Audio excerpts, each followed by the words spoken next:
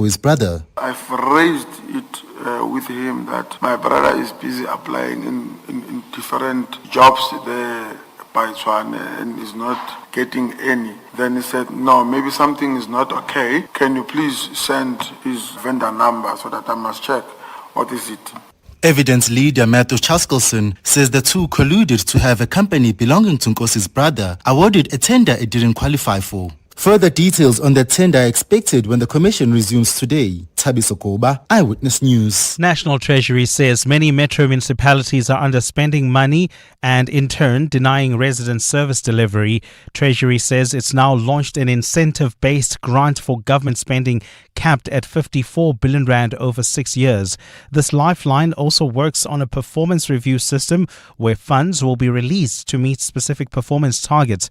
Treasury's Director General Duncan Pieterse says when funds are not used, they are reallocated to other municipalities or the money is then sent back to the revenue fund. While it contributes to the overall health of the National Revenue Fund when funds are returned, the ultimate objective of those funds is to improve service delivery in those areas, and we would much rather those funds be spent there. The Standerton Magistrates Court in Mpumalanga has issued summons to a man accused of tax evasion of more than 300 million rand. SARS launched an investigation revealing that the 59-year-old failed to submit his personal income tax for 15 years. The tax agency has summoned him to court where he is due to appear on the 14th of April. Hawk spokesperson Christopher Singo. The incident took place during the period of 2008 and 2023. As a result, SARS was prejudiced and suffered a total loss of 307 million.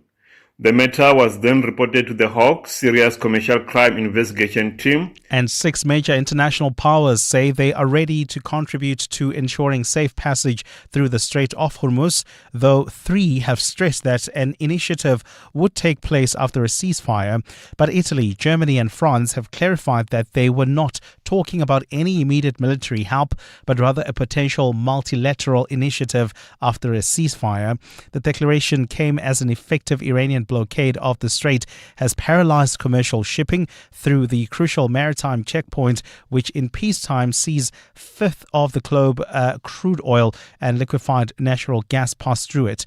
The war, which erupted on February 28 when the U.S. and Israel began bombing Iran, has led Tehran to retaliate with strikes across the Gulf region. European Commission President Ursula von der Leyen says the situation has to be de-escalated soon. The situation in the region is extremely serious. It is causing great instability, suffering, and growing risks far beyond the region itself. And this is why we need de-escalation and maximum restraint, the protection of civilians and civilian infrastructure. Gold is trading at $4,698.05 an ounce. The rand is at 16.79 to the dollar, 22.50 to the pound, 19.40 to the euro. Brent crude oil is at $107.28 a barrel. And in the traffic, we've got delays on the N12 as well as the R24 West. This is between Edinburgh Road and the Galulies Interchange.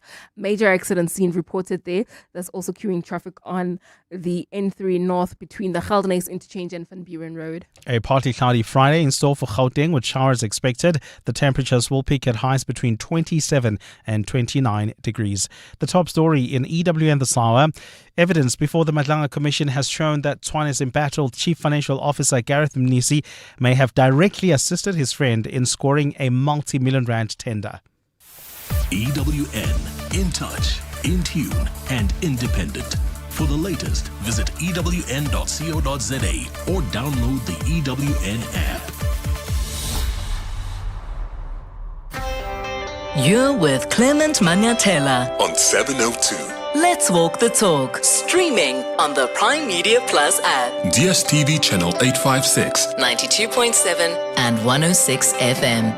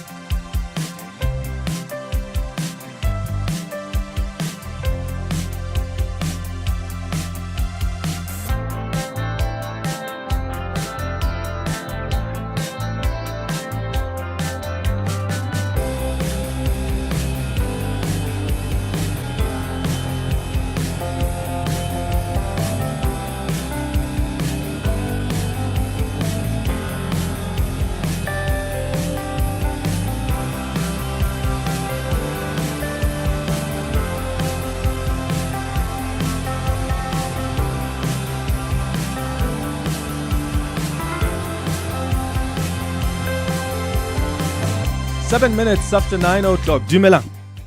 Happy Friday. Welcome to the Clement Manyathela show. It's wonderful to have you with us here on 702. I hope you're well this morning. I hope your week has been going well so far. It's a Friday, and every Friday we do Gratitude Friday. This is where you can call us on 011-883-0702 or send a WhatsApp on 072-702-1702 to tell us what you are grateful for this week. We would like to celebrate with you. It's important for us to be grateful, whether for the big or small wins. So, what are you grateful for this week? Did you hear that shocking story on Eyewitness News about the testimony of Sergeant Nkosi at the Mpumalanga Commission? I have been irritated by a number of witnesses there who are just flatly telling lies. They think we're children. Their explanations are ridiculously unexplainable and unintelligent, which makes you wonder how these people even got to occupy some of the senior positions they have. And I have to say, this witness is the one that really gets to me. And I thought Shibiri was, I thought Sinona was, and I thought all the others that have appeared before. As much is revealed about their actions and their possible corruption. This witnessed Sergeant Nkosi at the Mpumalanga Commission was trying to explain why the city of Tshwane's chief financial officer was assisting his brother with tender documents. And he told the commission that the paper was to apply for a contract at a municipality that doesn't even exist.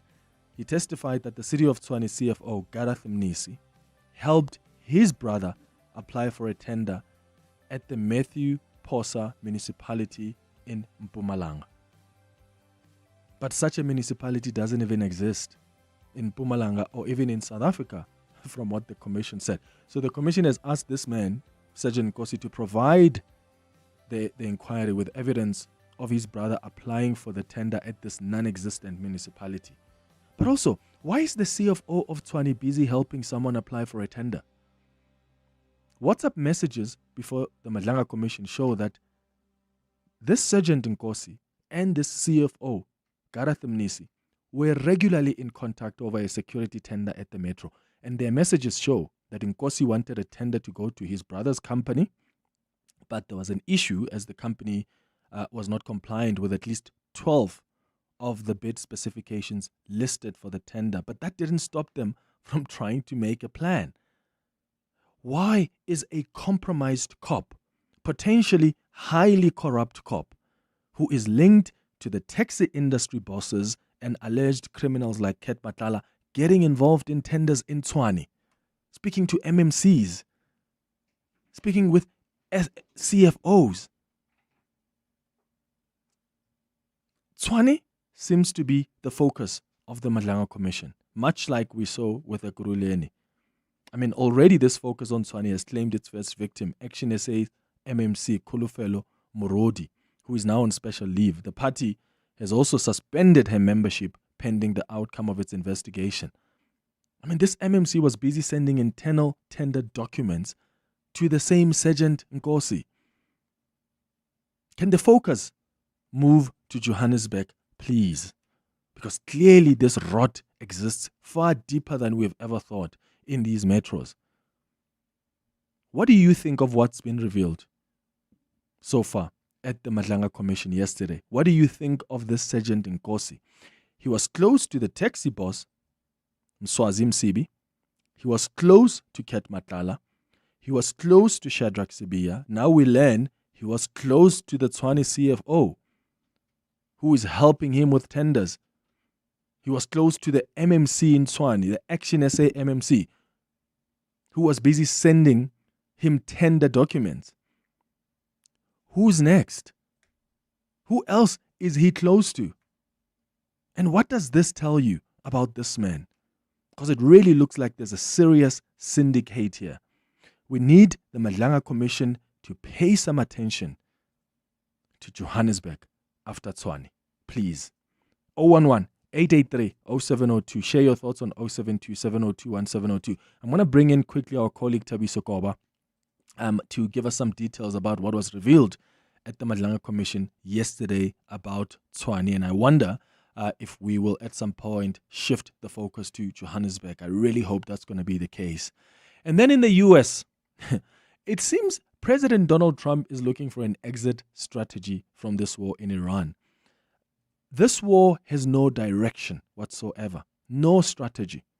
And perhaps the problem is that when the U.S. entered into it, it had no business to do so. Listen to what Tulsi Gabbard, the Director of National Intelligence, said yesterday when she appeared before lawmakers. She couldn't answer a basic, simple question. The White House stated on March 1st of this year that this war was launched and was, quote, a military campaign to eliminate the imminent nuclear threat posed by the Iranian regime, end quote. Was it the assessment of the intelligence community that there was an imminent nuclear threat posed by the Iranian regime?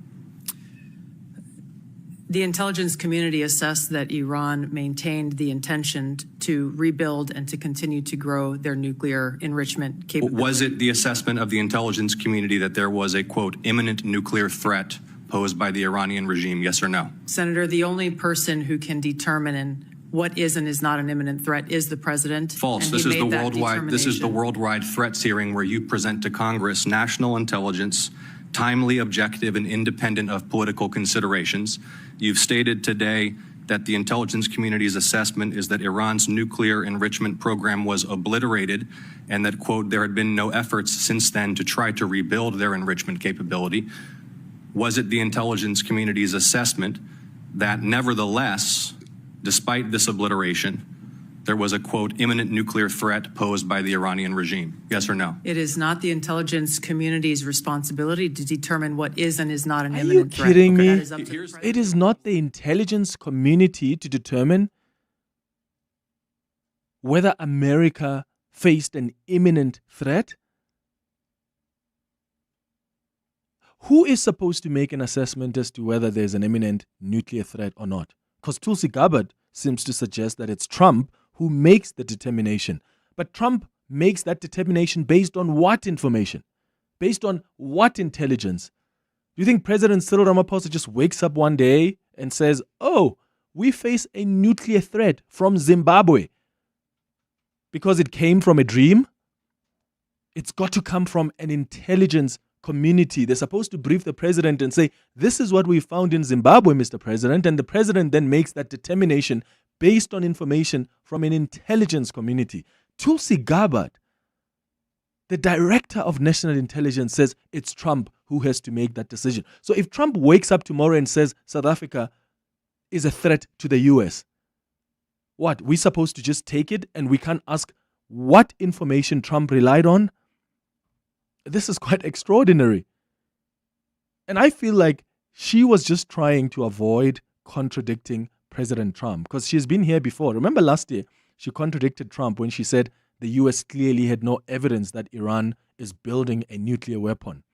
Joe Kent, who is the director of National Counterterrorism Center, we spoke about him the other day, he was on Tucker Carlson's show and he told Tucker that there was no imminent threat. And remember, Joe Kent was reporting to Tulsi Gabbard. It's wild. And then now we learn that the largest natural gas field has now been attacked by Israel. The South Pars gas field is shared by Iran and Qatar. President Trump says they knew nothing about this attack by Israel. And Trump has made an assurance that no more attacks will be made by Israel on this important energy infrastructure, which is quite an interesting response from Donald Trump. And Tulsi Gabbard couldn't even explain yesterday whether there was any knowledge from the US side that Israel was going to attack this important infrastructure. I mean, Trump tweeted in bold and said, there will be no more attacks from Israel on the oil fields because these are no-go zones. And he said, we didn't even know that Israel was going to attack this important energy infrastructure. Listen to how Tulsi Gabbard responded to that when she was asked about this attack by Israel. So the death and destruction continues. The economic cost to the United States, to Israel, to the Gulf states, and to the world continues to increase. So I want to ask you, to the best of your knowledge, do you know whether Israel is supportive of the president's call to make a deal with Iran? I don't know the answer to that. I don't know Israel's position on that. And to what do you attribute Israel's decision to strike Iranian energy infrastructure, despite President Trump's call to keep those facilities off limits?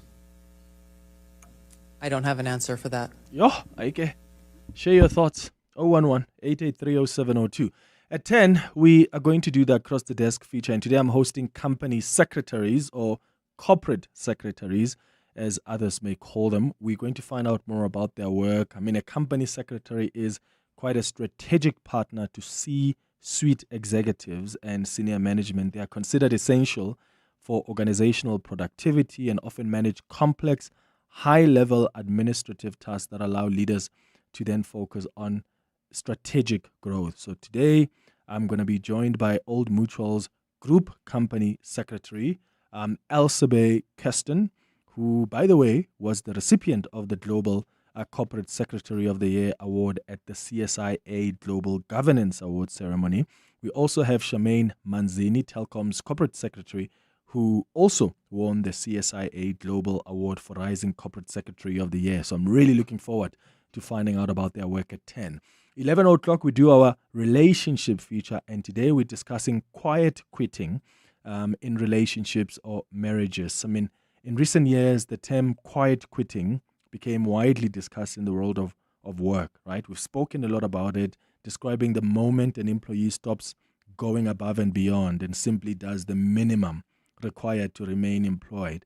No resignation letter, no confrontation, just a quiet withdrawal of effort and investment. And that happens a lot even in marriages and relationships. No dramatic breakups, no public fallouts, just a slow, silent drift that can hollow out a relationship from the inside. It's even more common than many of us would care to admit. And the consequences of that can just be as damaging as any open conflict. So we're going to have a chat about that at 11 o'clock on our relationship feature. That's the show coming up over the next 3 hours. Clement Manyathela, streaming on the Prime Media Plus app. DSTV channel 856, 92.7 and 106 FM. Lulu, you're calling us from Centurion. Good morning. Morning, Clement. Gosh, we need more of this gratitude feature because with all the chaos that's happening, we could do with some lift me up news. Absolutely. But thank you. I'm grateful, super grateful for my small business, which I started 2.5 years ago. I'm grateful that the business is still standing and it's just growing from strength to strength. Yes. Oh, that's amazing. So it's been, 2 years now? 2.5 years. It will be 3 years actually in August. That's amazing. What does your business do, Lulu? So I custom make exquisite fascinator hats for all occasions for women. Mm-hmm. Yes. Where do you operate from? I work from home, so I went to sewing school and I learned how to make those, and I sew those I just turned one of my kids' room when they moved out and turned it into a small studio. So That's I nice. work from home. Okay, how do we support you? Let's plug you, Lulu.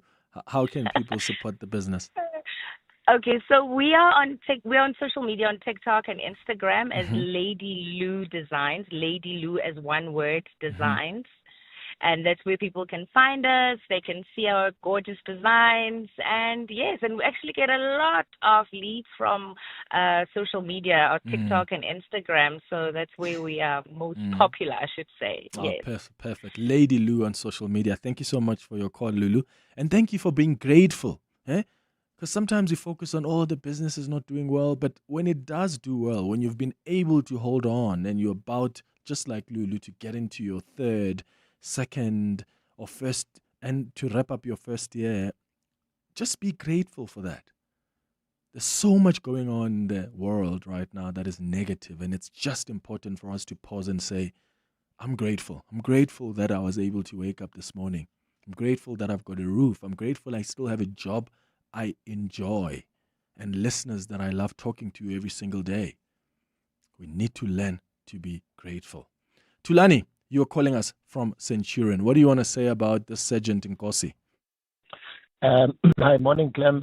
Firstly, thank you very much for that masterclass on the F1. Yeah, I did it really help? am informed. Yeah, it Oh, really great. helped. Thank you. You are the one that called to ask for it, Yes. ne? Perfect. Yes, I Thank did. you, Yes, Tilani. I'm the one. We did Thank that you for very you. much. Yeah, thank you. Clement, you asked a question what we think about that such and cause. Yeah. Pathetic is what I say. Pathetic. But I say one thing that I want to say, Clement, is that this is a microcosm of what is happening throughout the country. Yeah. If a commission of inquiry was to be established for any government department, any municipality, any of the provincial government departments, the same will come out. The same thing will come out. So this is just a microcosm of what is happening throughout the country. And what really annoys me about this whole thing is we are actually controlled by people that are, for lack of a better word, I'll just leave it at that. But for like people that are like Sergeant Nkosi and his kin, and those are the people that are actually having power in this country. Yeah. Those are the people that are having power in this country. But it is a microcosm, and I'm actually shocked that people are disenchanted and find this egregious. But it's something we all know. Clement, I think you know this. I know this. Everybody knows this. It is the same thing that happens every single municipality, government department, and anything else. So we shouldn't be shocked. If it were according to me, we would have to establish an inquiry for all these municipalities. I think and we should. Tulani, I'm willing. If government were to say, please, can you contribute as taxpayers? Can we take 1% more just so that we open up commissions in other metros? I would be the first one to raise my hand and say I'm happy with that, because and you take the Madlanga Commission team. Yeah. You take them and you say, go to Tshwane, go to Mfuleni. I would definitely do it, because wow, the rot is shocking. Tulani in Centurion, thanks for your call. It's 24 after 9.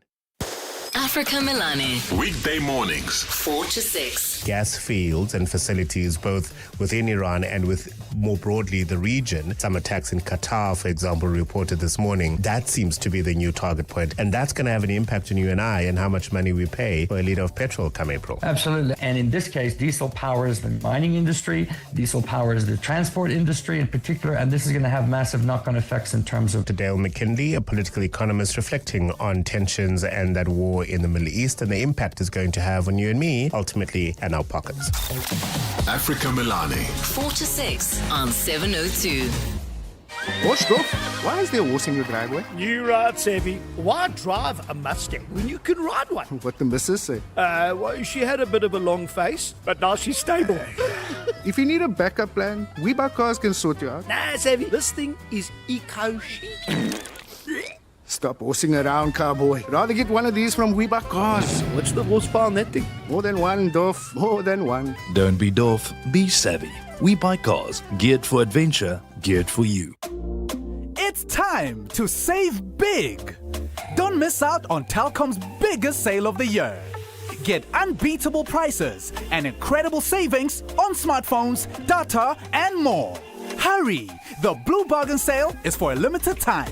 Call 10213, click telkom.co.za, download the My Telkom app, or visit any Telkom shop.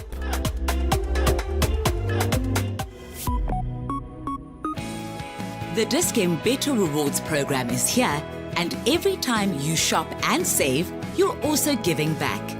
Each time you swipe, not only are you rewarded, but a percentage of your purchase is donated to the Dis-Chem Foundation to support communities in need. So why wait?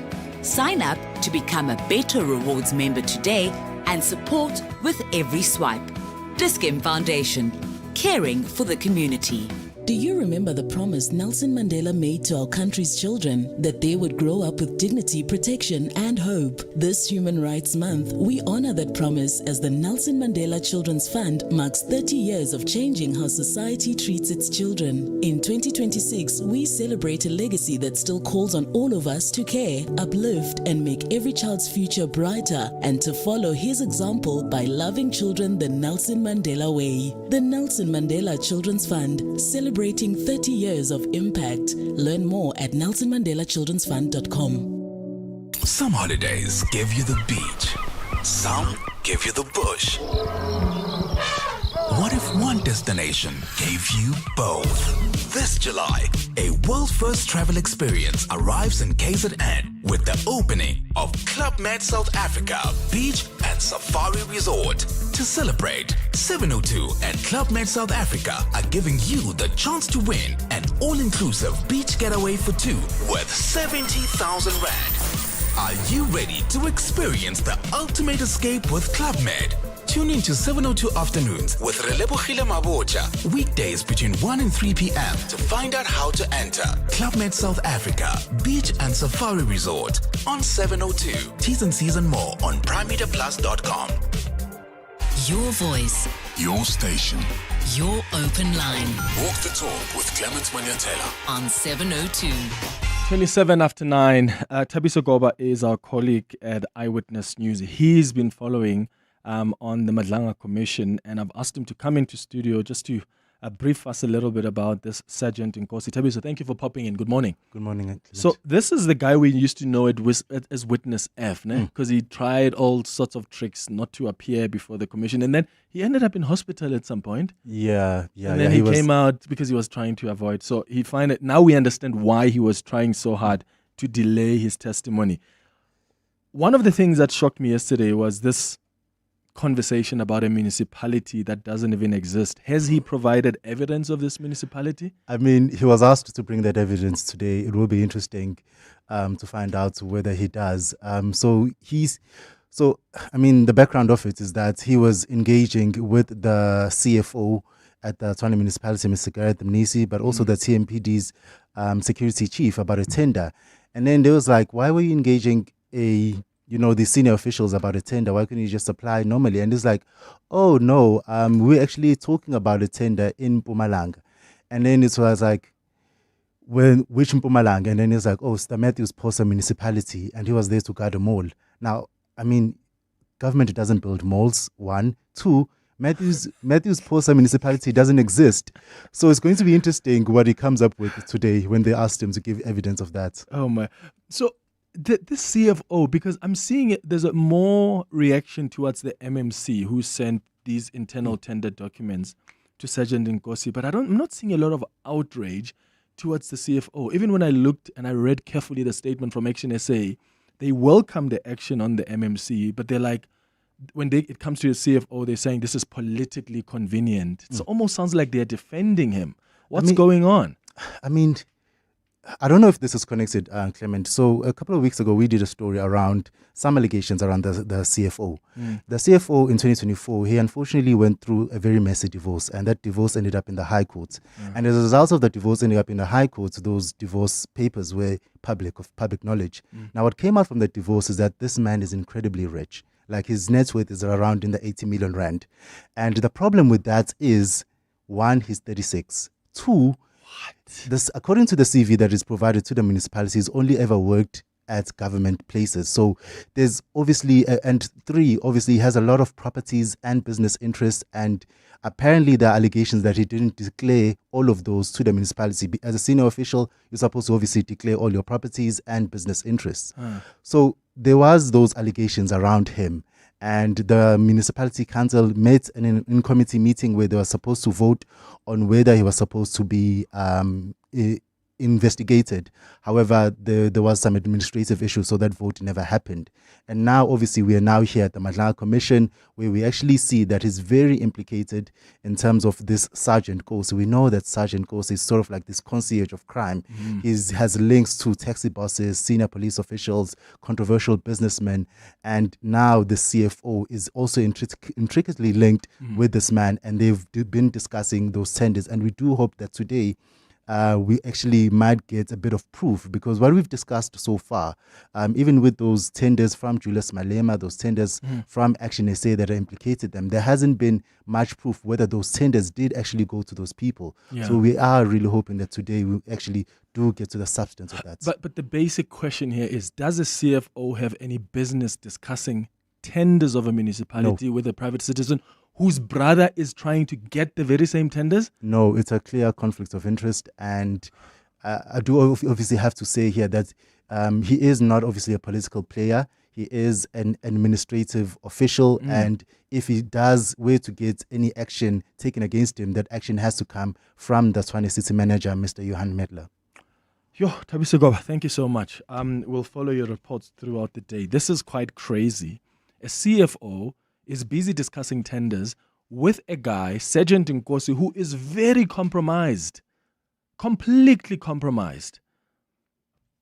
He has no business discussing tenders with this Sergeant Nkosi, whose brother was busy trying to get the very same tenders. 80 million rand, his net worth. He's only 36 years old, has only worked in government, has not declared his interests, properties, and he is still in charge in the city of Tshwane. How does the mayor even explain that? How does the city council explain that? I have not seen any action taken against him. Everybody is excited about the MMC. I was shocked by Action SA's statement that said it's the allegations against the CFO are politically convenient. What do you mean? He was busy talking about tenders with a private citizen whose brother is applying for the same tenders. He has no business doing that. That's conflict of interest. And you saying the allegations are politically convenient? Maybe it makes sense why there's no action against him, because he's got some level of protection from these political parties. It's quite shocking and revolting. It's 9:33. Time for the latest in Eyewitness News headlines. Fiso, hi. Thanks, Clement. Good morning. Transport Minister Barbara Creasy says the high rate of unemployment has contributed to taxi violence. Creasy says this is because more people want to join the already saturated industry and end up fighting over routes. Residents in Cape Town have had to contend with disruptions in their commute recently due to turf wars that have ended in deadly shootings and the torching of vehicles. A man in Mpumalanga who attempted to rob a cash-in-transit van has been slapped with a 20-year prison sentence. Thabiso Mavundla shot and killed the driver of a vehicle and fled the scene in Schoemanstall in 2022. He was arrested days later when police caught him transporting 5 AK-47 rifles with ammunition. And U.S. Treasury Secretary Scott Bessent says that Washington might lift sanctions on Iranian oil that is already being shipped as energy prices soar due to the war in the Middle East. The deliberation comes as Washington scrambles to ease high energy costs that have been filtering down to U.S. consumers, although a Trump administration official added that oil and gas export restrictions are not under consideration. And those are the headlines this EWN, and more at 10 or as it happens. EWN Traffic. Travelling in Edenville, we've got delays on the N12 as well as the R24 West. This is between the Edenville Road and the Giluli's interchange. An accident reported there. There's also an accident seen along the N3 North right near Van Buren Road. Delays as you come out of the Geldenes interchange. And if you are travelling on the M2 West, do expect delays approaching Main Reef Road. That's in the Amalgam area. There's also queuing traffic reported in the city of Tshwane on the N1 South. An accident right near Linwood Road. It's still causing delays coming out of the Proof Plus interchange. More updates coming up. Stay tuned. There's more EWN on air, online, and on the EWN app. 7:02 afternoons with Relebohile Mabota, 1 to 3 p.m. Can we talk about if a woman is pregnant or a person is sick? What are the exceptions that a person can break their fast? And does that also become iftar if you break your fast because of a medical issue or because you're pregnant? From Islamic perspective, actually, for one to perform religious responsibilities, health is a condition. If you're not healthy, you don't have to fast. But if during the day, let's say you start fasting and somehow you meet a medical condition, you can break your fast. Obviously, that is a medical emergency. It's whatever your body needs. So it's not actually necessarily an iftar sort of a meal because it's an emergency situation. Director at Nizamiye Mosque, Dr. Aydin Inal. 7:02 afternoons with Relebohile Maboja. Let's walk the talk. Don't miss the 8th Annual Human Rights Festival at Constitution Hill from 26 to 29 March. We're bringing together social justice organizations, artists, and the community for 4 days of impact and inspiration. Join us for dialogues, exhibitions, Kiddies Village, the Book Fair, Film Festival, a music element with Friends of Blanco, 1,000 Drums in Solidarity, Gauteng Curator Makers Market, more music, and the We the People Walk and Fit City Run. Visit www.humanrightsfestival.co.za for more information. Okay, Truck 7 at Zero Warning Lights struck 8 right, it's just been serviced. I guess we're running like a well-oiled machine. Where would I be without My Way's comprehensive cover for my vans and trucks? Plus, cover for my customers' orders with goods and transit insurance. I guess we'll never know. Visit myway.co.za or dial 0860 64 64 64 and get a quote today. My Way is a licensed non-life insurer and FSP. T's, C's and standard rates apply. My Way. Live your way. Let's be honest. Africa could be doing way better. But complaining won't change anything. Getting involved will. If you care about Africa's future and want to be part of something that disrupts the status quo, then this is for you. Download the Our Platform app, which focuses on problem solving, global competitiveness, and self-love. Africa is changing the narrative. Don't get left behind. Download Our Platform. Say hello to the new look Africa. Are you a legal practitioner looking to do your mediation course? Come and train in mediation with the Law Society of South Africa, the preferred leader in legal education with over 35 years of experience. We also offer advanced training, specialized skills development, and continuous legal education to ensure legal practitioners excel with competence and integrity. Stay ahead in your profession. Explore more courses at lssa.org.za. The Law Society of South Africa. Leaders in legal education. Your voice. Your station. Your open line. Walk the talk with Clement Manyathela. On 702. It's 22 minutes before 10 o'clock. Morning 702. Morning, Clement. What I'm grateful for, I started running since the year started, and I must say I'm feeling great. I've lost a bit of weight. I'm sleeping better at night. I've even registered for the Johannesburg City Marathon that's happening this Sunday. I signed up for the 21 Ks, so I'm grateful for that. But now my heart is shattered because I woken up with a swollen knee. I don't know if I should risk to go and do the 21 Ks or I shouldn't participate. But that's what I'm grateful for. I'm feeling better, much more healthy, lost weight, sleep better at night, but now my knee is swollen. Don't know if that's a good or bad omen. Lovely show. Thanks. Thanks, man. I think, just please don't risk it. Maybe see a biokineticist or someone who can check it out. One thing I've learned this year is do not go to run when you're not okay. Otherwise, you'll be like me, who knocked at the point of death. And I don't want that. Like I ended up in hospital because I really pushed it. I went to run a marathon that was tough when I was not okay. So my advice would be just take it easy. You can do 21 some other time, but nurse your knee for now. Good morning, Clement. Happy Friday. This morning I'm grateful for the opportunity. I got a new job and we'll be starting the 1st of April. So today is my last day at my current employer. In a time in South Africa where jobs are really scarce, I'm really grateful to have gotten this opportunity.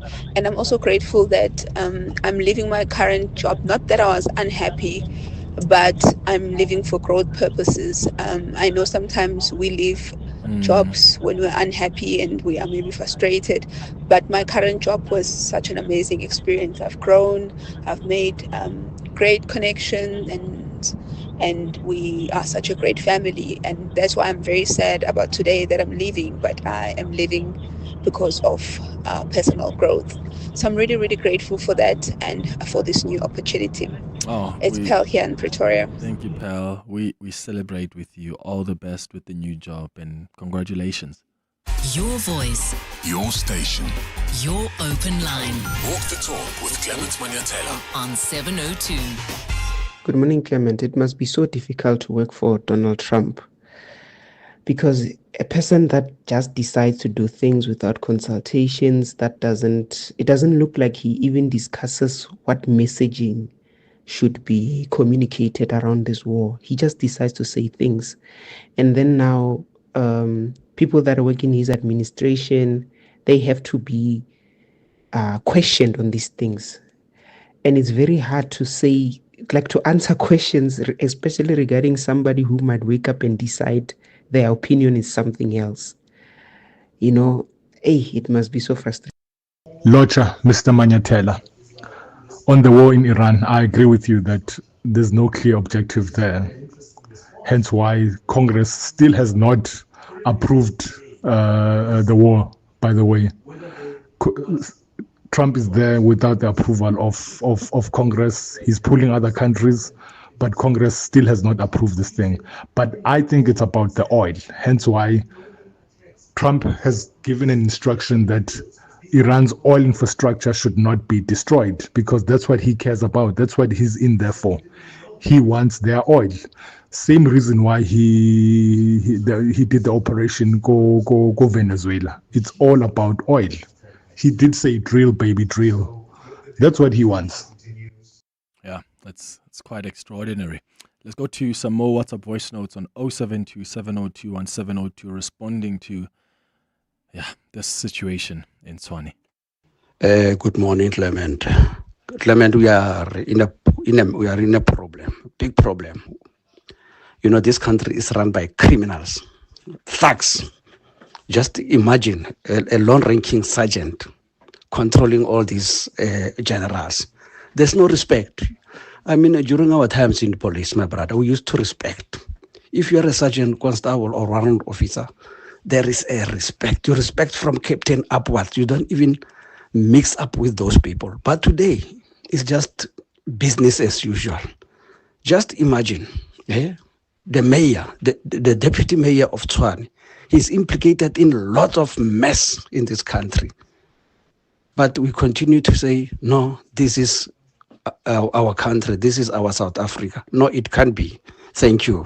Let me choose to be anonymous. Thank you. Hey, Clement. Yeah, no, about this corruption in municipalities and.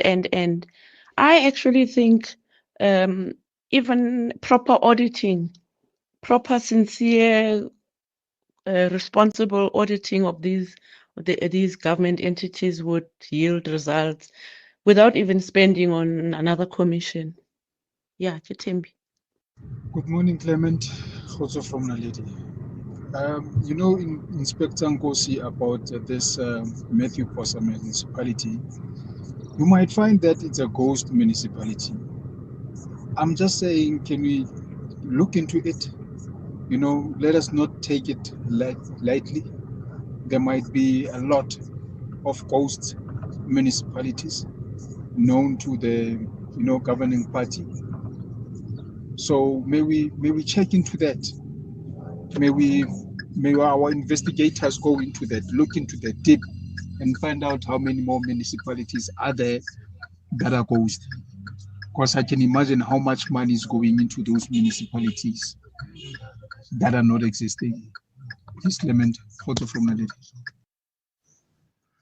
Morning, Clement. Tsepo here from Boxburg. Clement, you know, if we were about to establish a commission for every municipality and then for every government department, I'm telling you, most of people will lose their jobs, because like the previous caller said, we know these things happen, like they happen every day. Like we South Africans knows who's corrupt, knows who's not corrupt, like we know them. And then, like I said, I don't know if I'll be exaggerating to say 70% of them, they are corrupt. So I don't know, but then I wish such commission can be established so that we can take out the road of the offices and then of the municipalities. Yeah. Thanks. Great show as always, Clement. Look, and you know, I'm not saying that even if the commission focuses on Tshwane or on Johannesburg, all the rot is going to be rooted out. I mean, I don't think in Ekurhuleni, for instance, we even have touched or scratched the surface. I don't think so. I think this is really just a little bit of what is out there. So, but it's still important, at least in my view. It's still important for this to be revealed, because at least we have taken out some bad apples. Are people going to, a lot of people are going to be fired? Yeah, let people lose their jobs if they've been found to be corrupt, if they've been found to do things that are irregular and illegal. What's that Latin legal principle again? That Latin legal phrase? Fiat justitia ruat salam, meaning let justice be done though the heavens fall. And what this signifies is the belief that justice must be realized regardless of the consequences. Part of the 702 family. Hi, my name is Jonathan Lekalakala, station Mpumalanga. I love 702 because 702 always keep us updated. Everything that happens around the world is the first one to let us know what is going on. Welcome to our 702 family. Let's walk the talk. Mzansi, forget the weather forecast. Powerball and Powerball Plus are making it rain lots of cash this March with a staggering 155 million rand in total guaranteed jackpots this Friday. Don't delay. Play Powerball for 107 million rand and Powerball Plus for 48 million rand today. Buy your tickets now in store on nationallottery.co.za, the mobile app or cell phone banking. Panda, Pusha, play. Players must be 18 years old to play responsibly. E2 is the proud operator of the National Lottery. To you, it's just a glass sliding door. To your dog, it's an invisible force field to be tested. But it could also end up being an expensive vet bill. Get peace of mind with Outsurance Pet Insurance from only 65 Rand a month. You get claims paid in one day, a fixed excess, choose your own vet, and you could get a cash out bonus. SMS quote to 45149. That's quote to 45149. Licensed insurer and FSP, TCs and information online. Are you a legal practitioner looking to do your mediation course? Come and train in mediation with the Law Society of South Africa, the preferred leader in legal education with over 35 years of experience. We also offer advanced training, specialized skills development, and continuous legal education to ensure legal practitioners excel with competence and integrity. Stay ahead in your profession. Explore more courses at lssa.org.za. The Law Society of South Africa, leaders in legal education. Water is a precious and limited resource that we all depend on.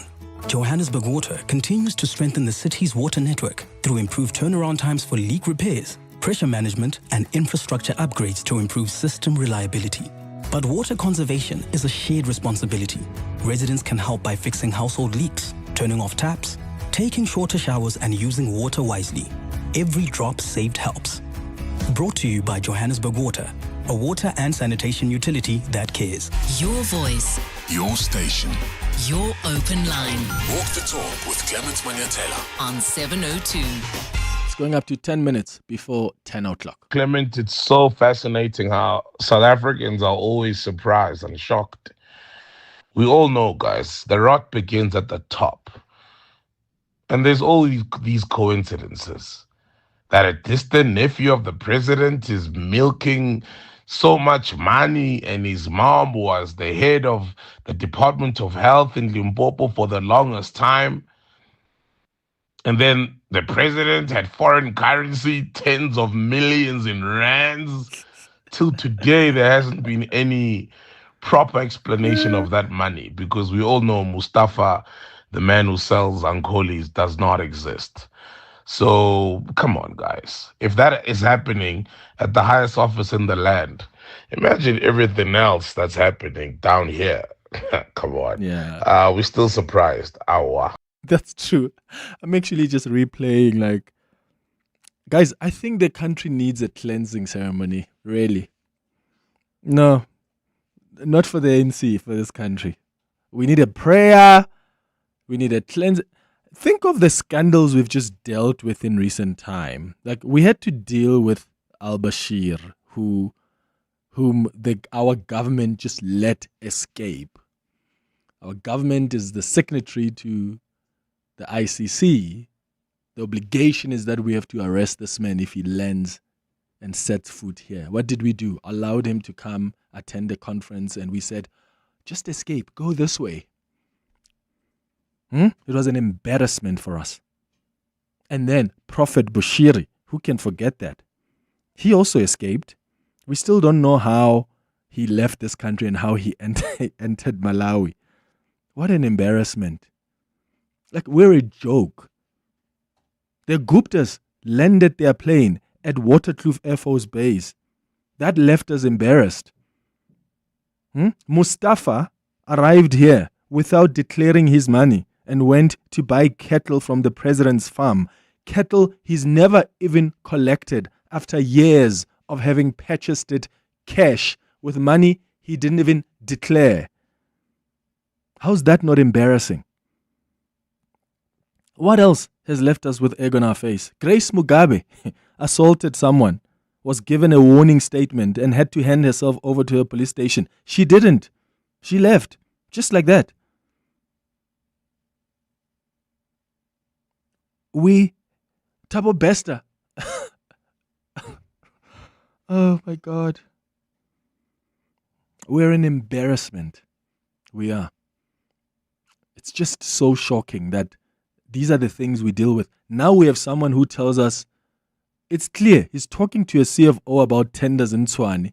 He's trying to deflect and says, no, this was about something else in a municipality that he must now provide proof exists. We're a joke. Please pray for this country. Clement, good morning. Clement, I'm just worried about this Fadin Kosi guy, man.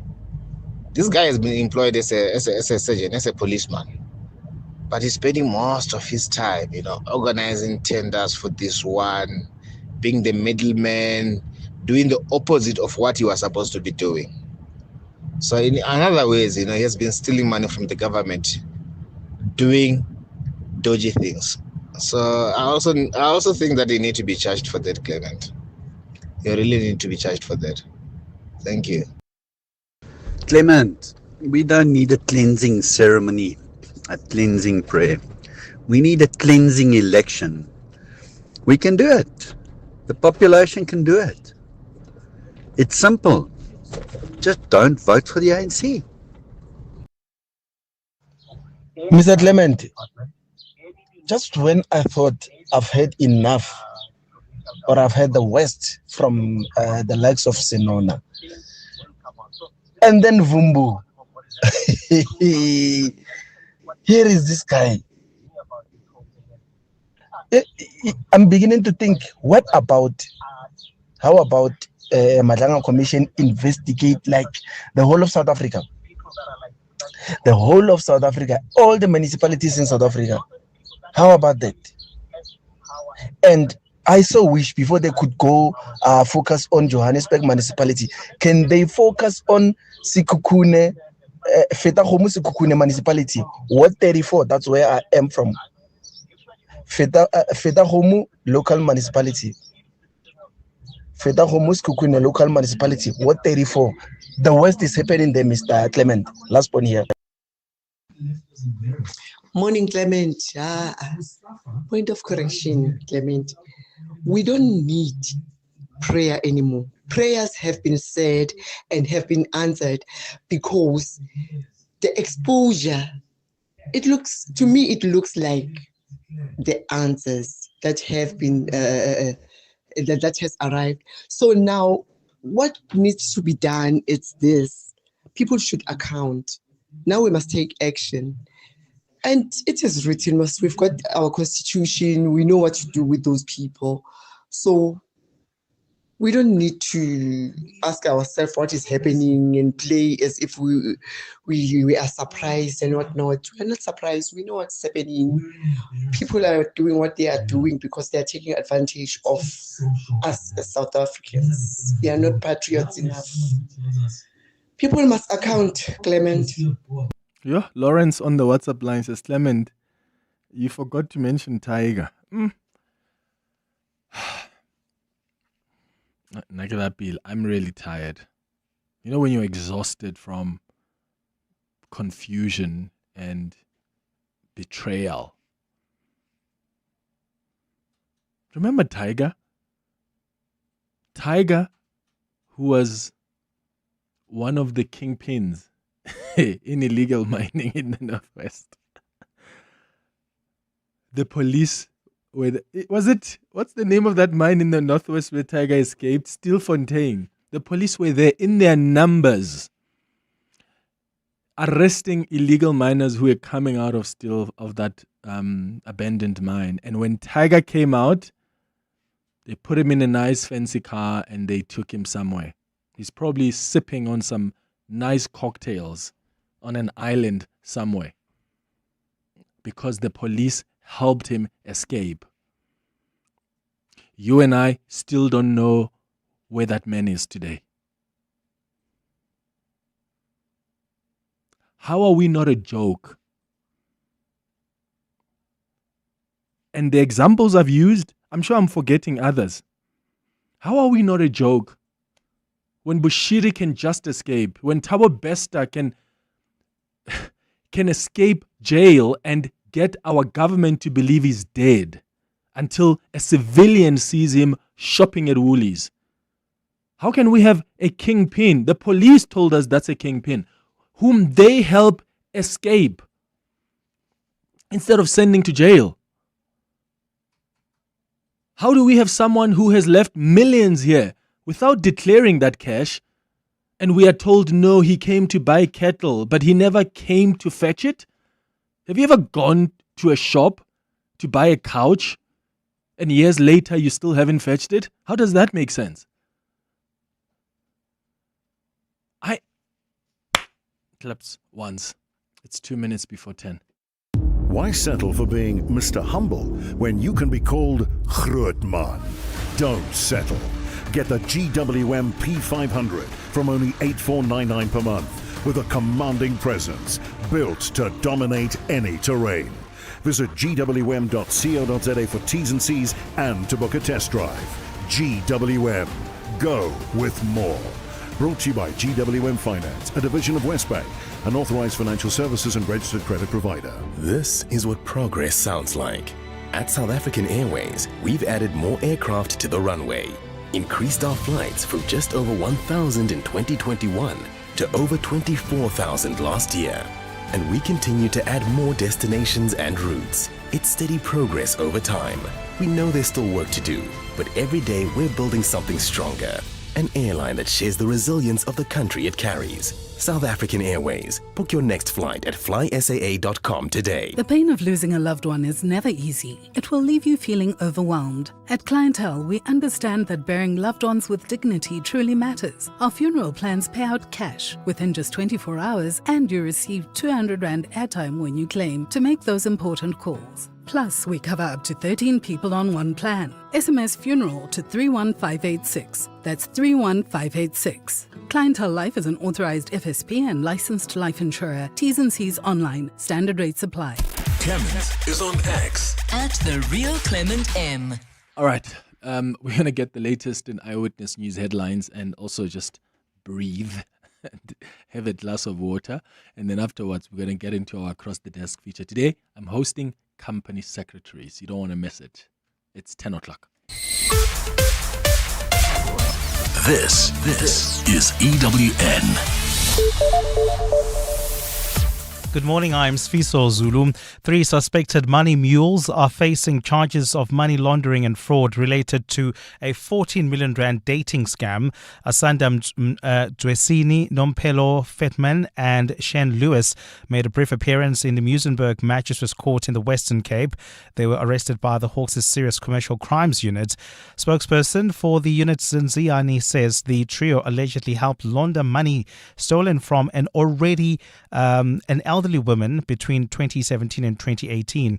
Hani says they created a fake dating profile to lure her into a supposed romantic relationship before she was persuaded to transfer money for fabricated expenses. It is reported that the alleged lover lured the victim by using flirtatious language, making her believe that they are in a genuine relationship. Once trust was established, he would ask for money, inventing reasons such as failed trips or an urgent fine. She says the victim transferred money into various bank accounts shared by the alleged lover. The Western Cape provincial head of the Hawks, Major General Matipa Magatu, sensitized the public to be cautious before involving themselves into questionable transactions. If not certain, they must not do so. Transport Minister Barbara Creecy says the high rate of unemployment has contributed to taxi violence. Creecy says this is because more people want to join the saturated industry and end up fighting over routes. Residents in Cape Town have had to contend with disruptions in their commute recently due to turf wars that have ended in deadly shootings and the torching of vehicles. Jabulile Mbata reports. Speaking on 702 this morning, Transport Minister Barbara Creecy says taxi violence is criminality and should be treated as such. She says what is most concerning is that commuters bear the brunt of these fights and are left stranded. Creecy says many of these disputes come from operators wanting to work on the same routes. More people who want to operate particularly on profitable routes than there are profitable routes to absorb them, and so people get pushed out. The minister says the Easter weekend safety campaign will also address no tolerance for taxi violence. Jabulile Mbata, Eyewitness News. A man in Mpumalanga who attempted to rob a cash in transit van has been slapped with a 20-year prison sentence. Tabiso Mavundla shot and killed the driver of the vehicle and fled the scene in Skumansdal in 2022. Mavundla was arrested days later when police caught him transporting 5 AK-47 rifles with ammunition. He was convicted for being in possession of illegal weapons, attempted murder and conspiracy to commit murder. The Hawks' spokesperson, Christopher Singo. The firearms was then taken for ballistic for further investigation and then later linked the accused with the attempted heist that took place on 18 March 2022. The accused appeared in court on several occasions, culminating in his recent conviction. And U.S. Treasury Secretary Scott Bessent says that Washington might lift sanctions on Iranian oil that is already being shipped as energy prices soar due to the war in the Middle East. The deliberation comes as Washington scrambles to ease high energy costs that have been filtering down to U.S. consumers, although a Trump administration official has added that oil and gas export restrictions are not under consideration.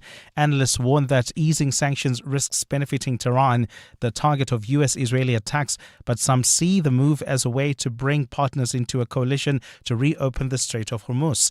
Energy prices have spiked since U.S.-Israeli strikes on Iran on February 28, triggering Tehran's retaliation that brought commercial shipping through the Strait of Hormuz to a virtual halt. Bessent spoke to Fox News Business about the American government's response. But we are intervening in markets by creating this excess supply with oil that's on the water. So in essence, by the time we unsanction the floating Iranian oil, we would have intervened and we would have created about 260 million excess barrels of energy. Gold's trading at $4,698, 5 cents an ounce. The rand is at 16.79 to the dollar, 22.50 to the pound, 19.40 to the euro. Brent crude oil is at $107.28 a barrel. And in the traffic, we've got delays on the R80 South. This is in the city of Tshwane. Please be on the lookout towards the hairpin bend. There's also queuing traffic along the N1 South in the city of Tshwane as you leave the Proof Plus interchange there. And there's queuing traffic also reported along the N12 as well as the R24 West between Edenville Road and the Gilulis interchange. A partly cloudy Friday in store for Gauteng with showers expected. The temperatures will peak at highs between 27 and 29 degrees. The top story in EWN this hour. 3 suspected money mules are facing charges of money laundering and fraud related to a 14 million rand dating scam. EWN, in touch, in tune, and independent. For the latest, visit ewn.co.za or download the EWN app. You're with Clement Manyathela On 702. Let's Walk the Talk, streaming on the Prime Media Plus app. DSTV channel 856, 92.7 and 106 FM.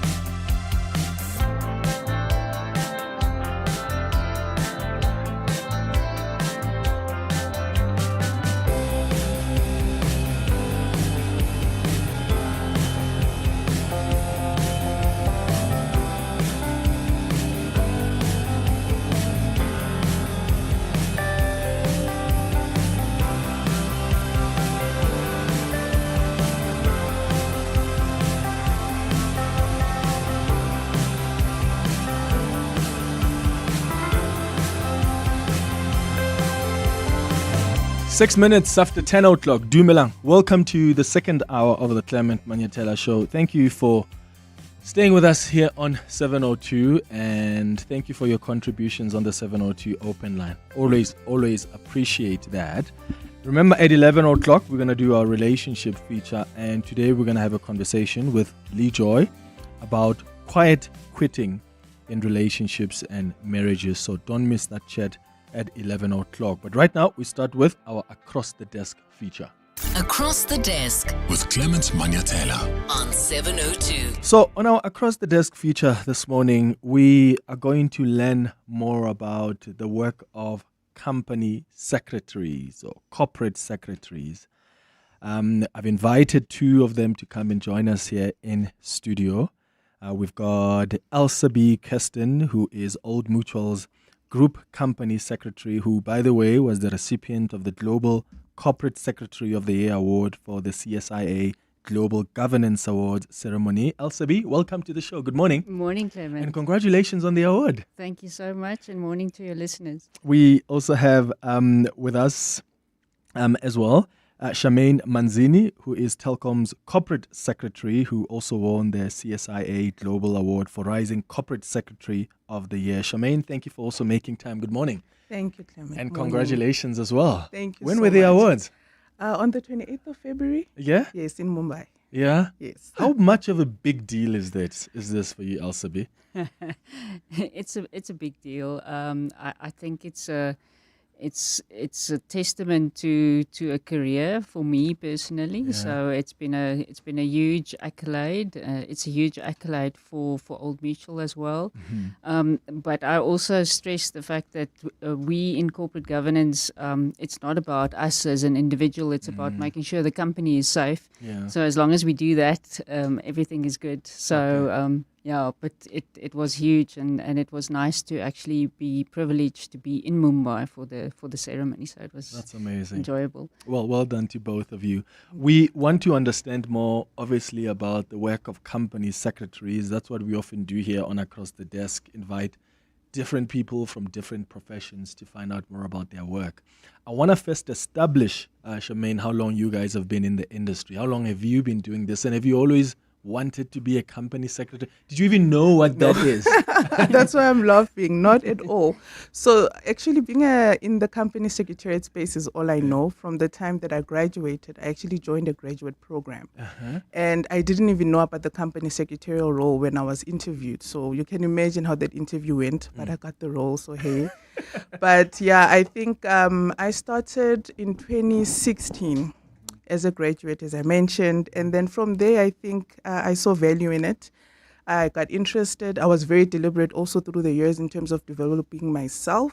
So I think that went well. And yeah, how many years later? Almost 10. 10 years later. So what did you graduate from? I did my LLB in Mahikeng at the Northwest University campus in Mahikeng. And then I've also done my master's, and now I'm also a chartered secretary with the institute, the CGISA Institute. Okay. And for you, Elsabe, where did the journey begin for you? Yeah, so Clement, I guess when you're a little baby and you're in primary school and the teacher asks everybody what do they want to be when they grow up, company secretary isn't something that you put it your is hand not.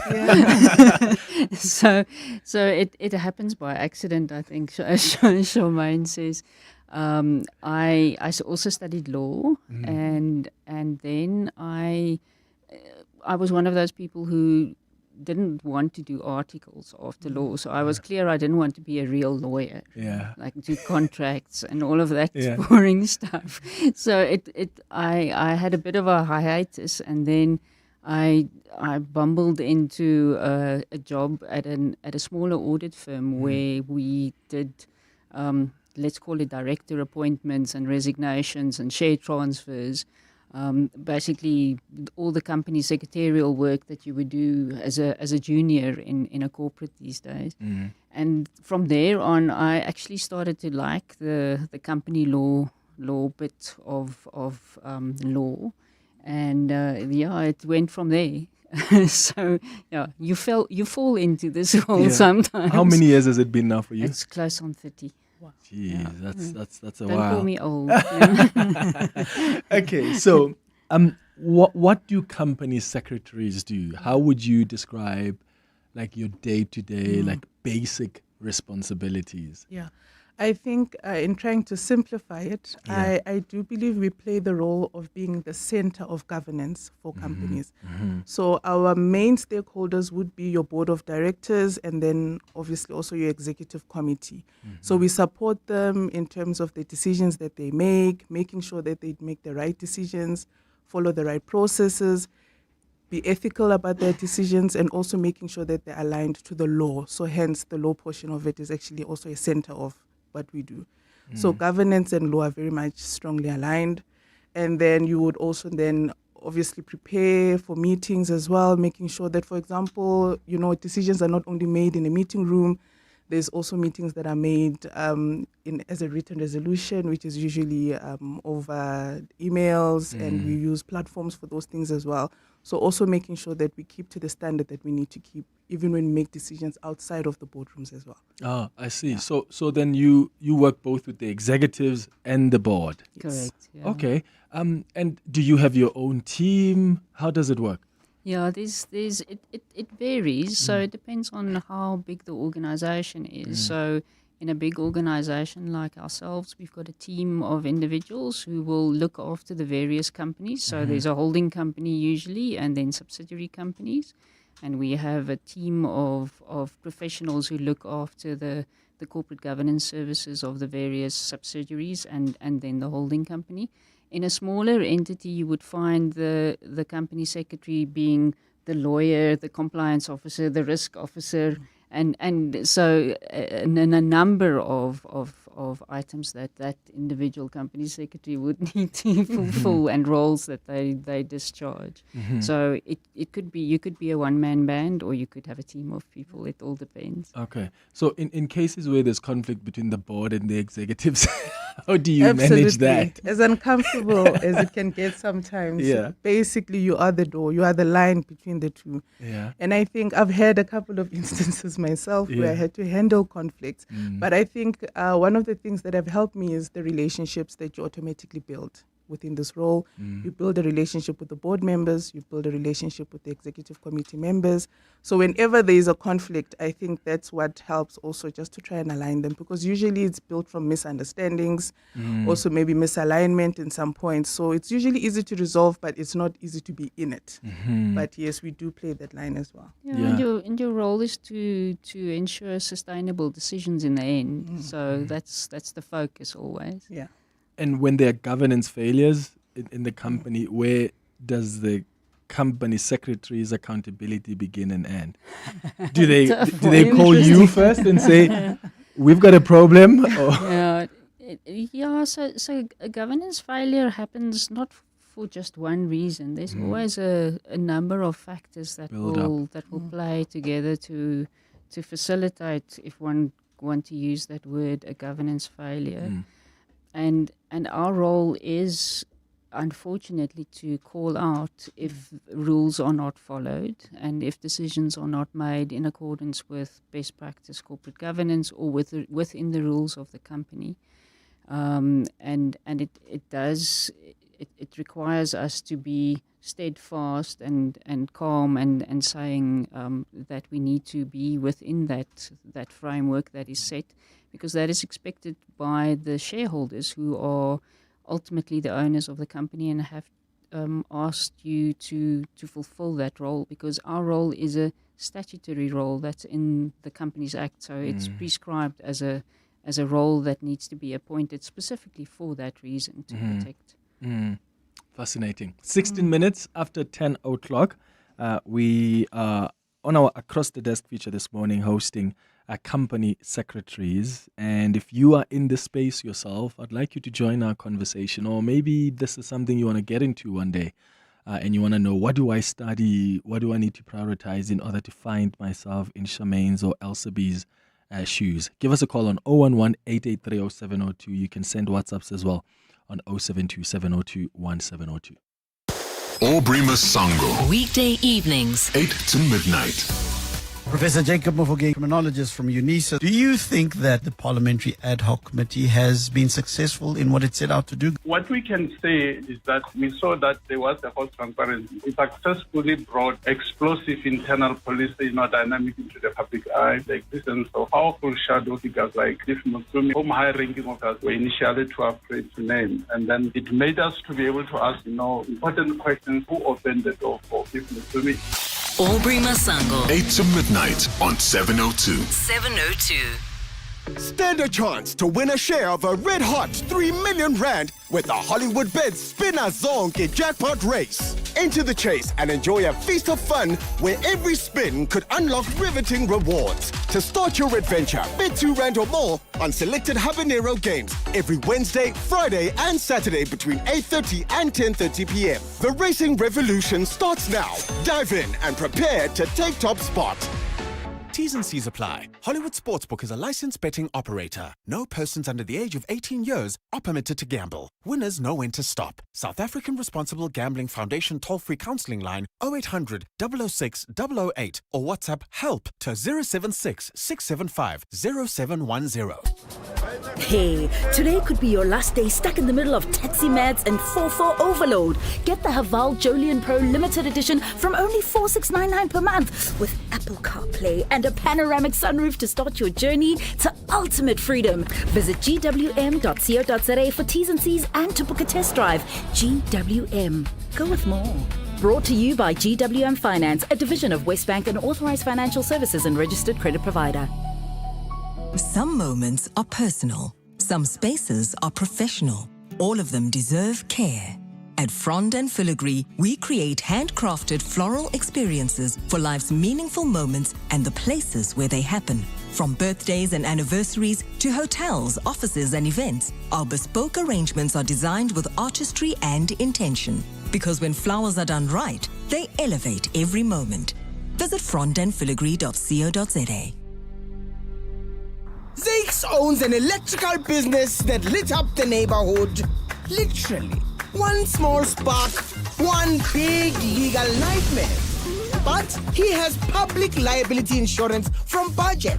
The damage was covered and his client sorted. Sharp.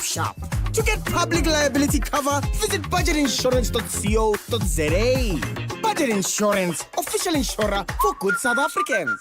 Budget is a licensed non-life insurer and FSP. T's and C's online. 702 was in conversation with pharmaceutical company Sanofi to find out more about respiratory syncytial virus or RSV and how you can protect our babies and children. RSV is the respiratory syncytial virus, right? So as it says, it's a respiratory tract disease. So it is a common seasonal virus that affects the airways and the lungs, so your nose, your throat, and in severe cases, it moves down to the lungs, and that can cause pneumonia, it can cause bronchiolitis, right? And that's really severe cases where infants are hospitalized. Visit primemediaplus.com to hear the full interview. 702 in conversation with Sanofi. Together against RSV. Across the desk with Clement Manyathela on 702. 20 minutes after 10 o'clock on our Across the Desk feature this morning, I'm hosting company secretaries. We've got Elsa B. Kirsten, Old Mutual's Group Company Secretary, and we also have Tshwane Manzeni, Telkom's Corporate Secretary, and we're finding out about the work of company secretaries.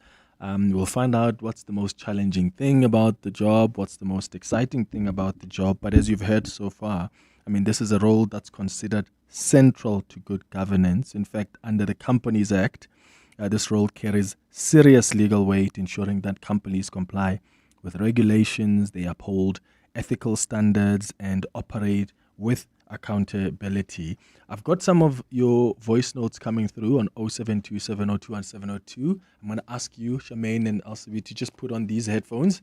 We're going to play some voice notes now. We're taking your calls as well on 011-883-0702. Let's start here. Hi, Clement. I just want to find out from your guests, how do they handle a situation where a company just do things relating to governance?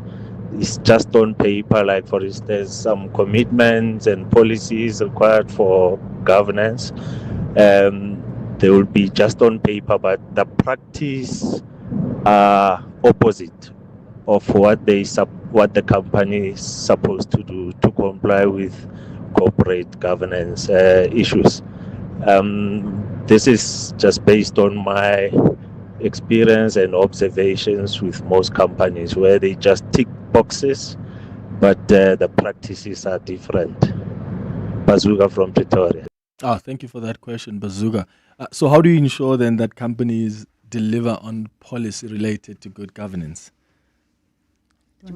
Okay, so I think at the awards, they interviewed us post, granting us the awards. Yeah. And one of the things I mentioned about a characteristic of a company secretary is that you need to be brave. And brave means many different things, but in this context, I think being brave is about having the conversation that needs to be had, because in most instances, nobody else will do it. So, like I mentioned also before, it's also how you have the conversation with the people that you need to have it with. There's always a line that you need to follow, obviously, with all these conversations, but be brave. If you can see that something is not being done correctly or not being done at all, start somewhere. It could be maybe the next person. I know I mentioned that we also work with the executive committee, so at the time it could be maybe the CEO, the CFO, or one of the board members directly. Sometimes it's the person, it's a person problem. Then you go to the person, but how you do it is what matters, and I think that also comes with practice and also understanding the role that you play in the organization. And what does it mean? Elsabe, I would imagine if there are companies that are great on paper when it comes to policy, but that policy is not being implicated, there are consequences down the line. Yeah, definitely. And Clement, I would like to add to what Charmaine said is, and your caller, the easiest way to ensure that there is adherence to the corporate rules and to corporate governance is to highlight the fiduciary duties of the directors, which attract personal liability for them. And we've seen that in corporate scandals. They will end up standing in a courtroom somewhere. So there are serious consequences for directors everywhere if they don't adhere to their internal corporate rules. I've got another question here from Anonymous, who says, good morning, Clement and your guests. Would you please ask if BCom law graduate qualifies one to be a company secretary, or does it have to be LLB? Yeah, I think the answer may vary based on what the company needs. As Elsabe also mentioned earlier, the size of the company also requires different things from the role of a company secretary. So in most instances, I've worked alongside very senior company secretaries who only had a BCom law.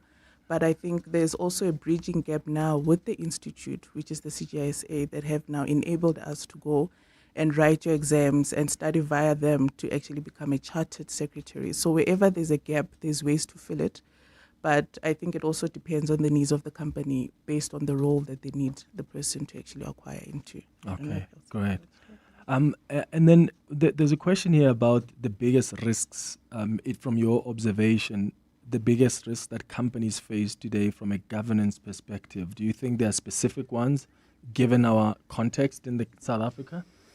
It sounds like an easy question, but it's actually very difficult. The biggest risk is non-adherence to the corporate laws and the governance principles that's outlined in various pieces of legislation and JSE listing requirements for the larger companies. So, and with that, there is legal liability for the directors, but I think the biggest risk is just non-adherence to those regulations, and it's the next to that is of course it is a very fast changing world. I mean, if we just look at technology and how we've looked at AI in the past 3 years since ChatGPT has hit our desks, the evolving nature of society and how we have also in a geopolitical instance where we don't know what tomorrow will bring from a political perspective. That is also a big risk for any company. Sure, and I mean, we really don't know what could happen, not even tomorrow, in the next minute. And then what about because there are companies in South Africa that we see have improved. They take compliance seriously, adherence to the prescripts of the law. But from your observation, Charmaine, do you think companies in South Africa are improving when it comes to governance, or are there still some really major gaps? I think there's been great improvement. I know even just 10 years compared to the 30, but 10 years ago when I started being involved in this particular profession, I remember I was asked to, go fetch dry cleaners at dry cleaning for one of, the people as a in the company room. secretary? Yes, So it from that day and what I see now, where you're almost the first person that the directors want to contact when they have a question, when they are unclear about something, you actually become their first line of contact within the company and even within their own space where they're unsure about their fiduciary duties, like Elsabi mentioned as well. So there's been a great, and I think they've been very intentional about evolving the role and letting the role evolve as well, is also what I've seen. How do you manage difficult board members or dominant personalities, Elsabi? Is it a matter of involving HR or, as Charmaine said, just sit down with the person and know how to interact with them at that level? I struggle because I don't have that experience in my own role. But you're lucky, eh? You don't have difficult personalities? No, and I think the key thing is just to remain steadfast, and there is a calmness that's required in our role. It doesn't matter in which company you are. Yeah. So I think the key thing is to remain calm and understand that there's a bigger picture always. The sustainability of the entity is what you are striving for. Yeah. What would you say are the biggest challenges of doing this work?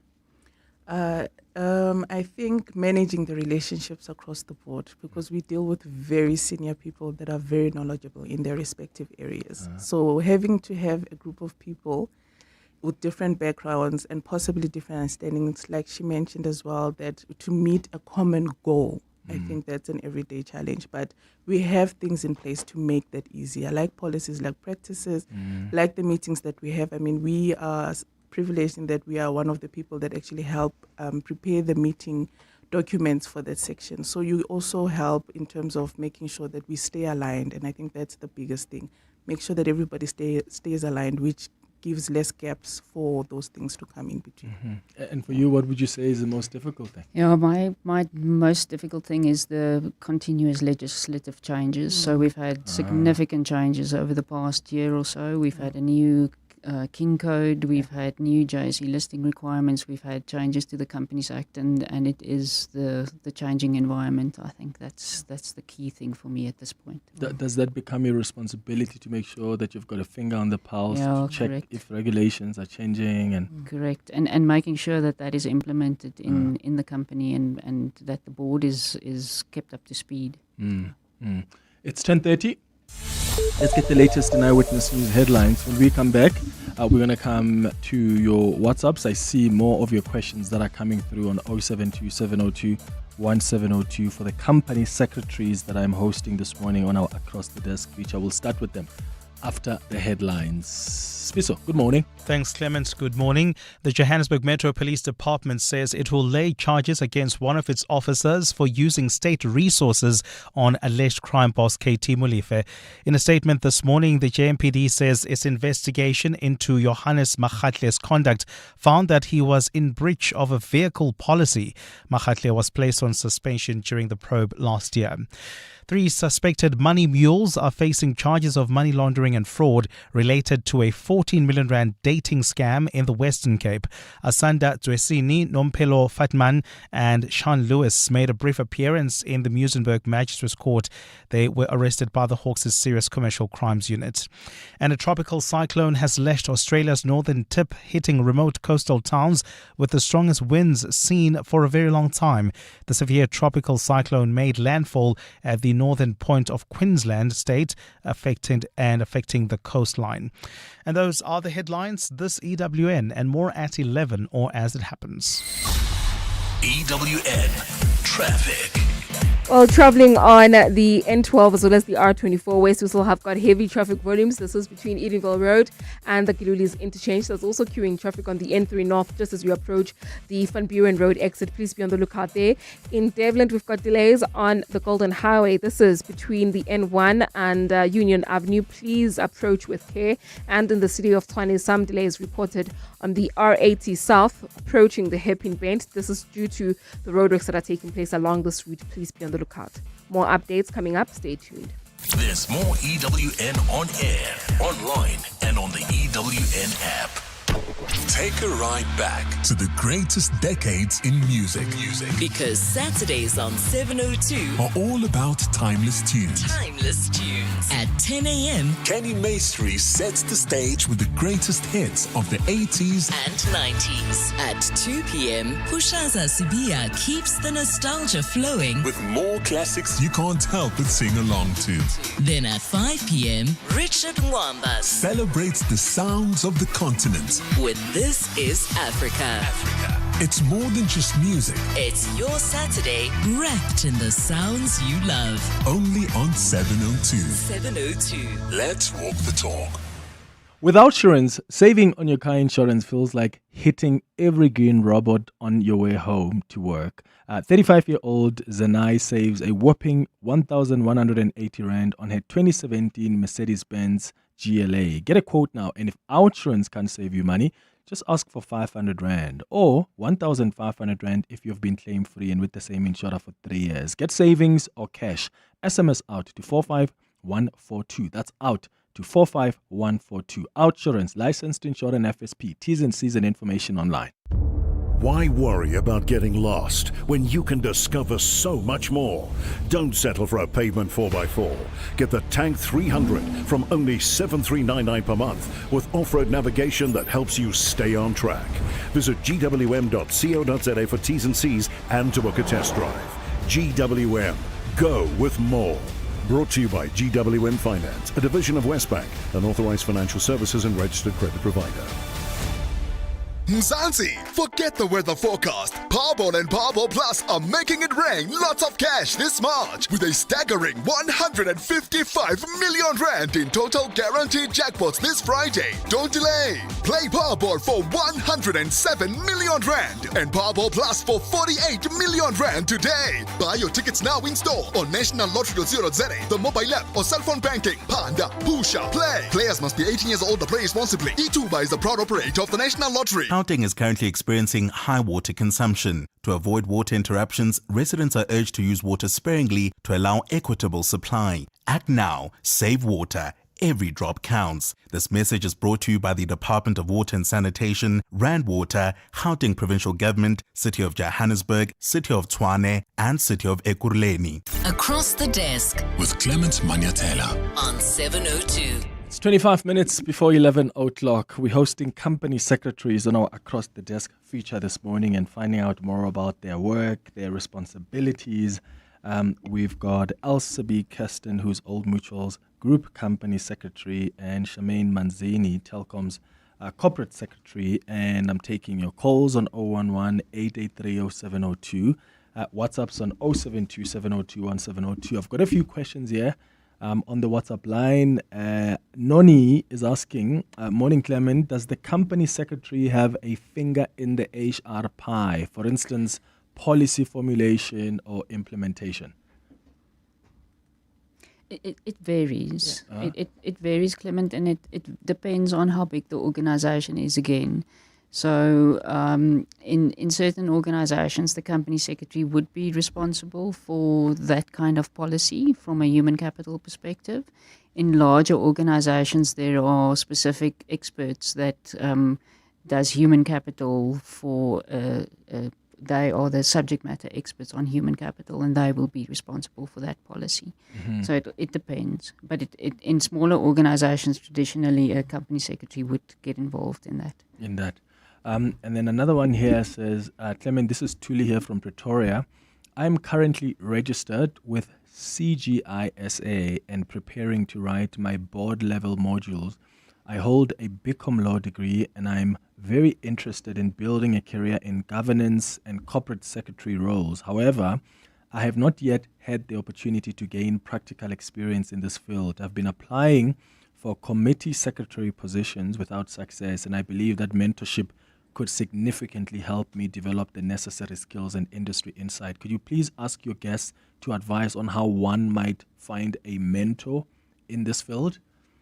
Yeah, I think that's a very, very good question, especially because I myself am this far because of different mentorships that I took on along the way. But I think, first of all, just in terms of getting practical experience, I mentioned that I started my role not necessarily as a committee secretary, but rather as a graduate program. So I started right at the bottom.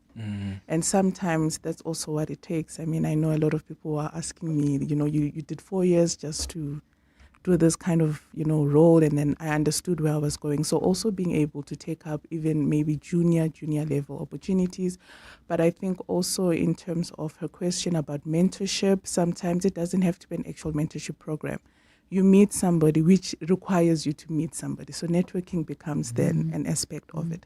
But you can, I know there's people that have mentored me without even knowing that they were mentoring me, only because I was watching them. So that's also something they can do. But also just reach out to people that you think you want, to follow them, to be inspired by them, to learn a few things from them, and then you can take it from there. But I know the institute that she mentioned also has mentorship programs in place, so she can also reach out for those as well.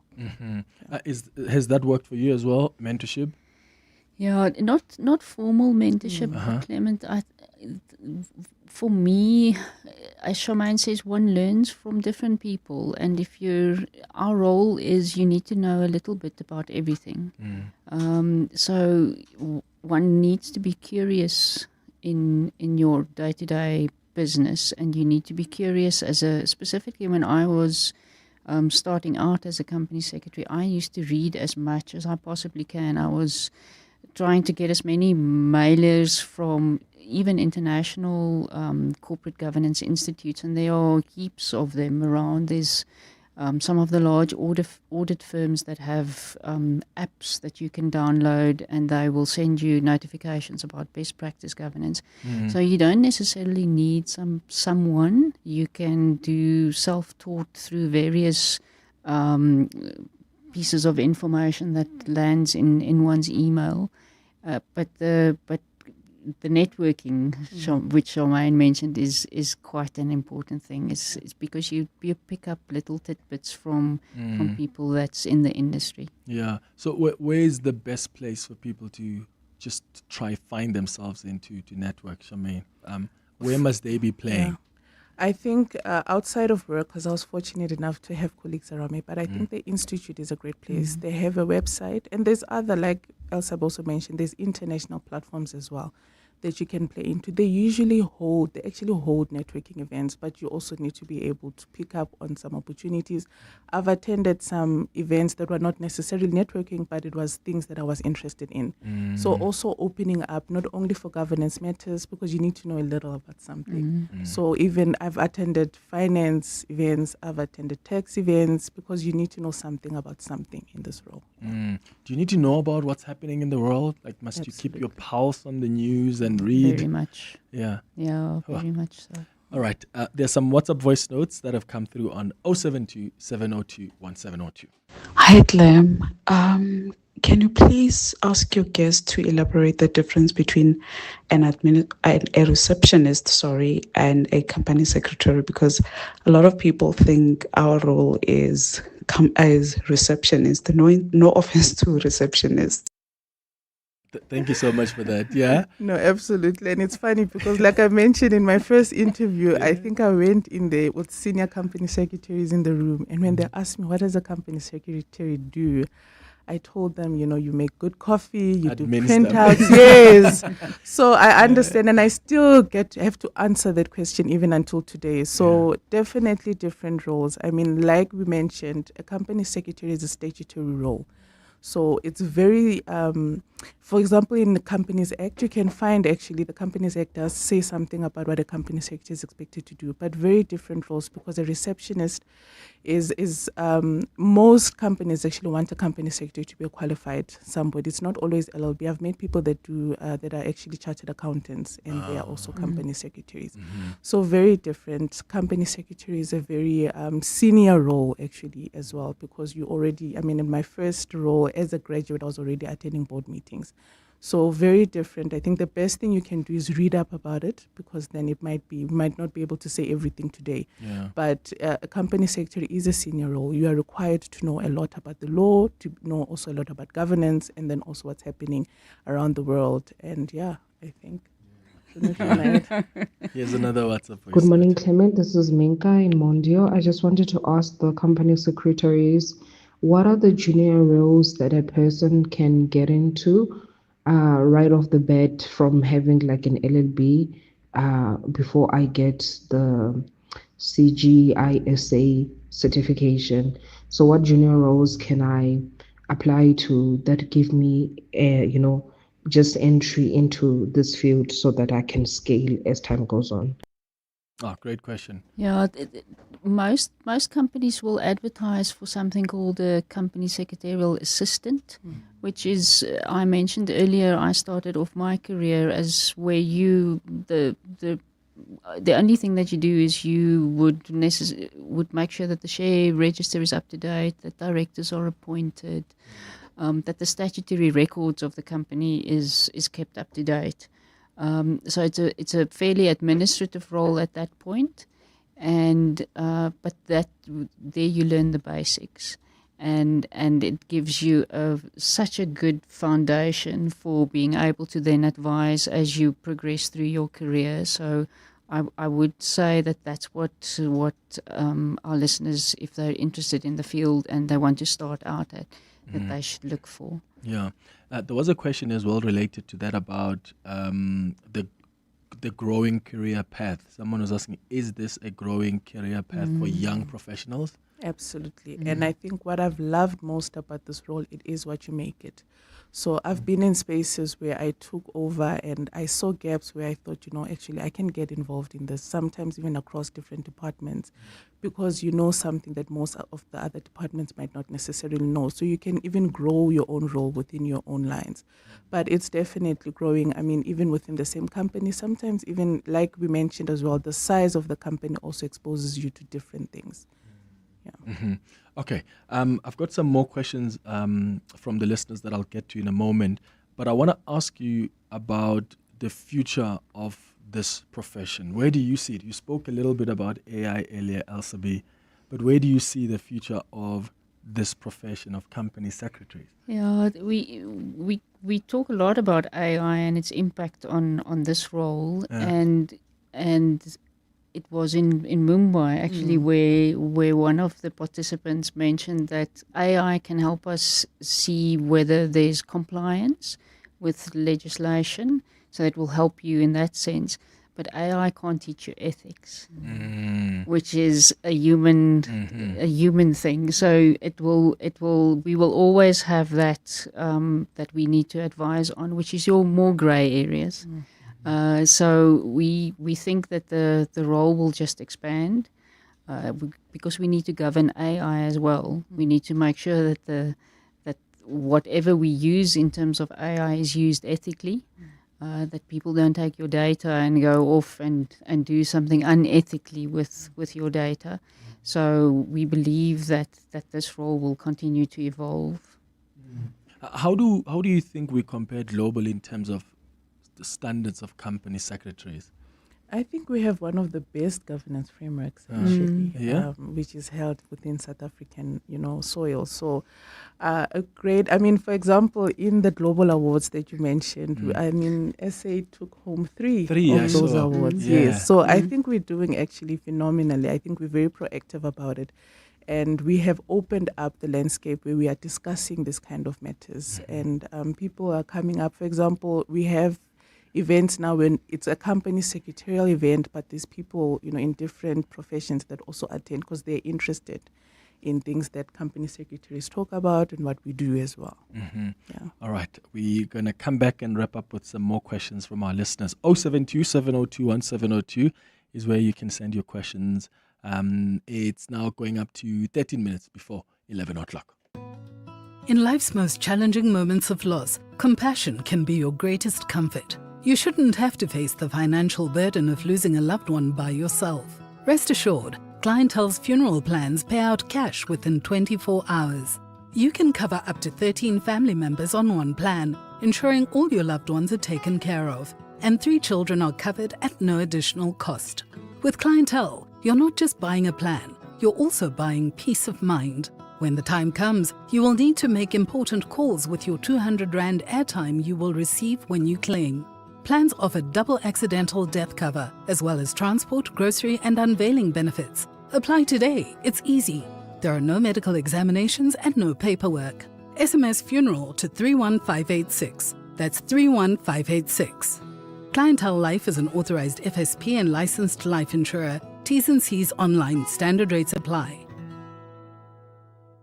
On the 23rd of March, join Freedom Park and the National Heritage Council as they commemorate the Battle of Kwanavale, a defining moment in Southern Africa's journey to freedom. Be part of a powerful day of reflection on resistance and liberation heritage, featuring a public lecture, wreath-laying ceremony, and messages of solidarity from African and international partners. Let's honor the courage, unity, and sacrifice that shaped our democracy. Freedom Park in Pretoria on the 23rd of March 2026. Be there and be part of the legacy. Why speed through a midlife crisis on a superbike when you can get an SUV that gives you the same thrill and so much more? Don't settle. Get the Haval H7 from only 7699 per month that gives you 170 kilowatts of do whatever you like. Visit gwm.co.za for T's and C's and to book a test drive. GWM, go with more. Brought to you by GWM Finance, a division of Westbank, an authorized financial services and registered credit provider. Across the desk with Clement Manyathela on 702. It's 12 minutes now before 11 o'clock. We're just about to wrap up our conversation with company secretaries that we're hosting on our Across the Desk feature this morning. I've got lots of questions coming from you that I want to put before them. And we're going to start with a question about whistleblowers. How do you protect whistleblowers while maintaining organizational integrity? Have you do company secretaries deal with that as well, where a whistleblower can approach them? Do you take it up to HR, or this is a matter you can deal with yourself? I think it also depends on the policy that is in place. Most companies have a whistleblowing policy that is in place, and depending on where it is housed, usually I've found it housed in the HR department, but it does come to the company secretary at some point, maybe because it needs to now be discussed at a particular board committee based on the level. But I know we also report on whistleblowing reports at board level as well. So there is some kind of interacting between company secretary and the HR, but there's usually a policy and a procedure in place to guard those kind of cases. Are there any reforms or changes, Elsabe, that you, as company secretaries, would like to see in how companies are governed? Like, are there gaps in the law, or do you think we've got quite watertight legislation? Watertight legislation and watertight guidelines through King 5, I believe. I said in another forum that South Africa is at the forefront of corporate governance. The bit that probably we all want to see is that everybody adheres to that. And one of your previous callers talked about, and let's put it as lip service to those rules. And I think that's the important thing. But it's not just companies, it's every person in their individual life. Is about how you treat your daily life. Are you ethical in how you go about things? Are you perhaps purchasing something that you know you shouldn't be purchasing because it's resourced from somewhere where you shouldn't, in an unethical manner. So it's something that we all need to strive for, is to live ethically. Yeah. Another question is about virtual board meetings and digital records. Are these creating any new risks or opportunities?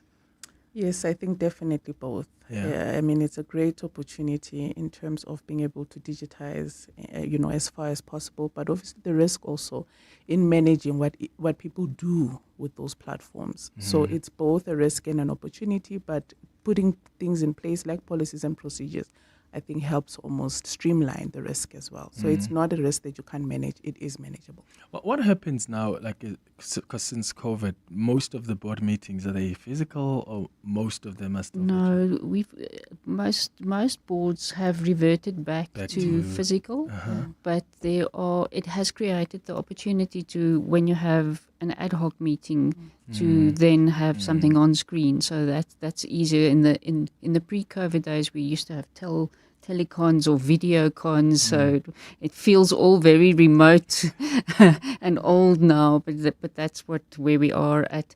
The one thing that I wanted to add to the risks for virtual is about where the information and the data is stored. So it's very important that our listeners who work in this field are aware that what happens with the files, the digital files, is it within your own organization, or is it stored somewhere in the cloud? And if it is it ring-fenced? Because that becomes important in terms of the security of your own data. Okay, so that responsibility for cybersecurity, who does it fall under? Again, depending on the company, but you as the company secretary will need to make sure that you're comfortable from a risk perspective. Okay. And then another one is asking, how does the job affect you at a personal level? What are the working hours like, the pressure? How do I answer this? I'm 10 years in. I think the answers might vary depending on how long you've been in. But personally, I actually also had the same thing that Elsa mentioned, where she knew she didn't want to be in practice necessarily. So corporate law, corporate governance was the best option for me. And I think I've managed it well. Also being able, like I mentioned, the role is what you make of it. So you have the opportunity to change certain practices that might be affecting you. For example, the long hours, you can find ways using digital platforms as well, integrating with people that you can help you get things done faster as well. So it is what you make of it, but I've been coping very well. I've been a student for the 10 years that I've been a company secretary, and built a family and so on. So it is, I think it's been good for me, yeah. Okay, and for you, Elsabe? Yeah, again, it depends where you end up, but it is a high-pressured role, and the long hours do come with the role. So it is important to make sure that you balance, and the only person that can make sure that you balance, keep a work-life balance, is yourself. So you need to be able to switch off. I, for instance, and people will be surprised, I don't have emails on my phone. You don't have emails on your phone? I don't have emails on my phone. We must all learn from you. So, because if I'm not in front of my computer, then if you really need to get hold of me, you can WhatsApp. Okay. So, yeah. What happens though when there's an emergency and you're on holiday, Charmaine, with your family, and the board needs to meet urgently because there's a crisis? I think there's different ways to manage something like that. One of the best things I've heard lately was we are not heart surgeons. So nobody's about to collapse. But I think also being able to delegate, I've always been fortunate to be part of a team. So you can always call somebody else to attend. But I think, like she said, you need to be able to balance as well. If I can't, I can't. And there's usually no fire at the time. But being able also to call upon a colleague or, the next person that you can also align with. Yeah. Here's a WhatsApp voice note. Hi, Clement. This is Arakasam. I'm the CEO of the CSIA, and we host the Global Governance Awards, which was held in Mumbai this year. I just wanted to say how proud we are of Elsabe and Charmaine, and also the other winners in the other categories of the award section. The work that these governance professionals do behind the scenes makes them the unsung heroes. And that work strengthens global governance. They serve as role models, and we celebrate them for advancing the standards of governance on a global scale.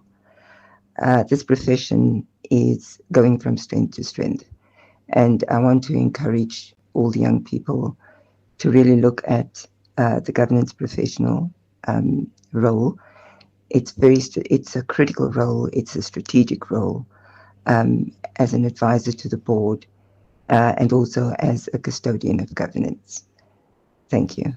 Oh, thank you. What a lovely voice note. Thank you so much for that. Thank you, Zora. What advice, just as we wrap up, would you give to someone who's still young, who wants considering taking this up, or someone who is still new in the role and wants to get to a point where they can occupy the roles that you guys occupy? Yeah, I think remain teachable at all aspects, but I think also, what is important about one of the things Asabi said was it's in your daily practices.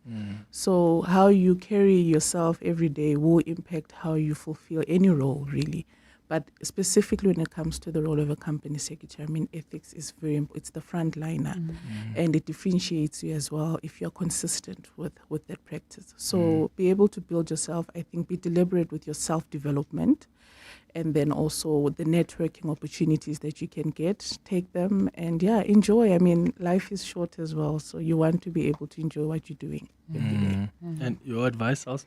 Yeah, it's about being curious. It's a lifetime of learning. You continue to learn every day in this role. You continue to learn about your own organization. You continue to learn about people.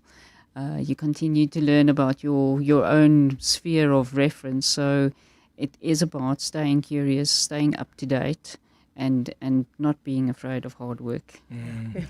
Thank you so much for coming. I mean, all I've been thinking about while having you here is I don't know if we've got anything similar like this to government. I'm sure they go under different names, the professions, but I wish every department had a company secretary who can look at ethics, good governance, compliance, because that really is what we're struggling with in the public sector. Thank you for the work that you do, and congratulations on your awards. Thank you so much. Thank you. It's 2 minutes before 11 o'clock. These holidays, millions of South Africans dream of a well-earned getaway. The reality, however, can be very different. I like a jacuzzi without fish. Accommodation can look great online, but in reality, this deck gives tetanus, not a tan. Sadly, they've been flat-fished. That's why City Lodge brings you SOS. Visit saveourstay.co.za for City Lodge hotels nearby and up to 30% off. Getting flat-fished is hard. Check into easy. T's and C's apply. Need a seat? Try 7 or 5. It's your call. Want a sunroof? Make it a panoramic. Gotta have power? How does award-winning 138 kilowatt sound? The Changan CS75 Pro is big enough for the kids, smart enough for your playlist, and stylish enough for your Friday night too. Why settle when you can have it all without compromise? The Changan CS75 Pro. Drive tomorrow's SUV today. Visit changanmotors.co.za for more. Changan, driven to evolve. To walk the talk is to turn words into meaningful actions. And it's what we at 702 are committed to doing every day. We're also committed to following the rules set out by the Broadcasting Complaints Commission's Code of Conduct. To give you balanced programming, fair comment, and accurate news. But if we stumble along the way and you feel we're not living up to the code, let us know on comment@702.co.za. And if after that you're still not happy, you can direct your complaint in writing to the Broadcasting Complaints Commission, PO Box 412365, Craig Hall 2024. For more, visit bccsa.co.za. Clement is on X at The Real Clement M. Our relationship feature is coming up, and today we're discussing quiet quitting in a relationship or marriage, because you'd be surprised how often this happens. It's 11 o'clock. This is EWN. Good morning, I am Sfiso Zulu. The Johannesburg Metro Police Department says it will lay charges against one of its officers for using state resources on alleged crime boss KT Molefe. In a statement this morning, the JMPD says its investigation into Johannes Magwetya's conduct found that he was in breach of a vehicle policy. Magwetya was placed on suspension during the probe in October last year. Jabuli Lembata reports. During testimonies heard at the Mpumalanga Commission, JMPD officer Johannes Magwetya was accused of aiding alleged underworld crime boss KT Molefe. The Metro Department's investigation found that Magwenya was off sick only to use a departmental vehicle to drive to Molefe's house. He was found at the property where he allegedly disrupted investigators in a bid to stop them from the arrest of Molefe. He's also guilty of not filing an occurrence book entry form or getting permission from his superior to use the car. In a statement, JMPD spokesperson Xolani Fihla says that Magwenya will remain on suspension while formal charges will be laid against him and the matter will be referred for internal prosecution. Jabulile Mbata, Eyewitness News. 3 suspected money mules are facing charges of money laundering and fraud related to a 14 million rand dating scam in the Western Cape. Asanda Ndwesini, Nompelo Fatman and Shen Lewis made a brief appearance in the Muizenberg Magistrates Court. They were arrested by the Hawks' Serious Commercial Crimes Unit. Hawks spokesperson Zinziani says the trio allegedly helped launder money stolen from an elderly woman between 2017 and 2018. She says they created a fake dating profile to lure her into a supposed romantic relationship before she was persuaded to transfer money for fabricated expenses. It is reported that the alleged lover lured the victim by using flirtatious language, making her believe that they are in a genuine relationship. Once trust was established, he would ask for money, inventing reasons such as failed trips or an urgent fine. Hani says the victim transferred money into various bank accounts shared by the alleged lover. The Western Cape provincial head of the Hawks, Major General Matipa Magwenya, sensitized the public to be cautious before involving themselves into questionable transactions. If not certain, they must not do so. In news making international headlines, 6 major international powers say they are ready to contribute to ensure safe passage through the Strait of Hormuz, though 3 have stressed that any initiative would take place after a ceasefire. But Italy, Germany and France have clarified that they were not talking about any immediate military help, but rather a potential multilateral initiative after the ceasefire. The declaration came as an effective Iranian blockade of the straits has paralyzed commercial shipping through the crucial maritime checkpoint, which in peacetime sees a fifth of global crude oil and liquefied natural gas pass through it. The war, which has erupted on February 28, when the United States and Israel began bombing Iran, has led Tehran to retaliate with strikes across the Gulf region. European Commission President Ursula von der Leyen says the situation has to be de-escalated soon. The situation in the region is extremely serious. It is causing great instability, suffering, and growing risks far beyond the region itself. And this is why we need de-escalation and maximum restraint, the protection of civilians and civilian infrastructure. And a cyclone in Australia, which authorities said could be among the worst in living memory, appears to have been less damaging than feared, but concerns remain about severe flooding. The tropical cyclone crossed the east coast of Cape York in far north Queensland with powerful winds, but it has since weakened from a Category 4 system to a 3. Authorities praised residents who had followed orders to shelter in place. Preparations are now being made for the cyclone when it reaches the Northern Territory, expected tomorrow. Gold is trading at $4,694.69 an ounce.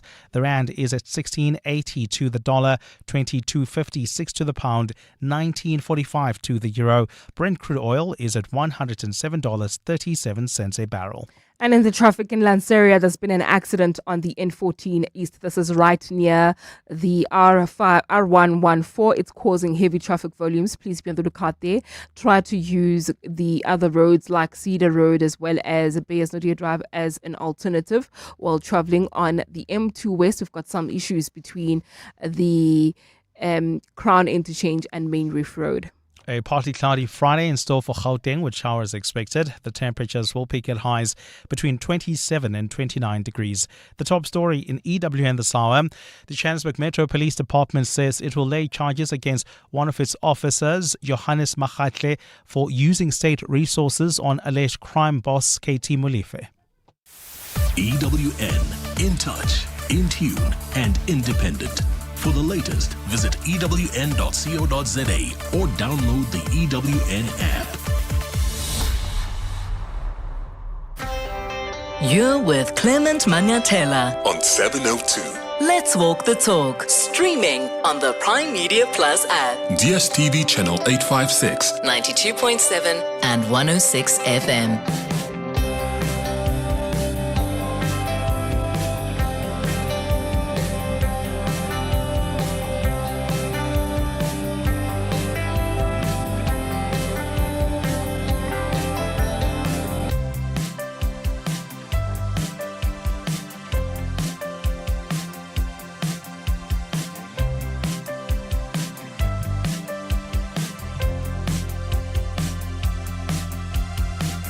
6 minutes after 11 o'clock. Dumelang, welcome to the third and final hour of the Clement Manyathela show. Thank you for staying with us here on 702. So, primary school learners, high school students, university students, teachers, lecturers, listen up. We, as the Clement Manyathela show, want to visit your school, your institution. We want to come and chat to you as learners and students about our country. Like, what do you think of the state of the nation? What do you think of the future of this country? There are so many schools and universities to choose from, but we want to give you an opportunity to propose your school. So why don't you send us an email and invite us to come to your place of learning. You can let us know if you're keen for us to visit as part of our Classroom Conversations series. How do you do that? It's quite easy. You can just send us an email on contact@702.co.za. Invite us and our team will get in touch with you and we'll come visit your school and broadcast the entire 3 hours of the show from there and have some lovely conversations. That email address is contact@702.co.za. We are planning to do this in the beginning of April. I know schools are closing. They'll be reopening on the 8th of April. The idea is to go to a primary school first and maybe go to a secondary/high school next and then visit a university. So if you are keen to have the Clement Manyathela show come to your school, your university, as part of our Classroom Conversations series and talk to the students, the learners, send us an email, contact@702.co.za. It's time now for our relationship feature. Relationship issues, Relationship talk. on 702. So on our relationship feature this morning, we are discussing quiet quitting in relationships or marriages. If you've been following this show for a while now, you'll know that the term quiet quitting has become widely discussed on our World of Work feature, which describes the moment an employee stops going above and beyond and simply just does the bare minimum required just to remain employed. There's no resignation letter, there's no confrontation, just a quiet withdrawal. A withdrawal of effort, a withdrawal of investment. No dramatic breakups, no public fallouts, just a slow, silent drift that can hollow your relationship from the inside. And it's more common than many of us would care to admit. And the consequences can really be damaging as any open conflict. But what happens when that same pattern finds its way into our most intimate relationships? What happens when a partner, perhaps without even realizing it, begins to emotionally disengage from a marriage or from a relationship while still remaining physically present? And maybe this is something you have experienced yourself. Have you ever reached that point where you are quietly checking out of a relationship, you're quietly checking out of a marriage, or perhaps you were on the receiving end? You've been sensing that something has shifted in your partner long before anything was ever said. I'd like you to share your experience with us on 011-883-0702. You can send your WhatsApps as well on 072-702-1702. Lee Joy is a relationship coach who's going to guide us through this conversation. How are you doing, Lee Joy? Welcome back to the show. Good morning. Thank you. I'm lovely to see you guys walk your talk with your wellness day outside. Yes. Such a vibe, and it's beautiful to see how you're supporting your staff. Yeah, if you're hearing some dush, dush, dush, dush, dush, just know that there's a little party taking place outside the studio here at our workplace. There's like a wellness studio, a wellness day. So a lot of companies have come here and our employees in the building are there engaging with them. So this conversation is very important, Joy. We've heard the term quiet quitting used a lot in the workplace. We've spoken a lot about it on our World of Work feature, but now it's entering the relationship space. Can you explain what it is all about? So I'd like to read a letter that was written by Tony, let me see if I can say his name properly, Nguyen. He's Asian. And he wrote a letter to the Global English publication. And I think that he describes quietly quitting in such a profound way. I might cry, so please it's okay. bear with me. But he says, I spent 40 years sleeping next to a woman who never loved me the way I loved her. I knew it by year 5, accepted it by year 10, and somewhere around year 20, I stopped waiting for it to change.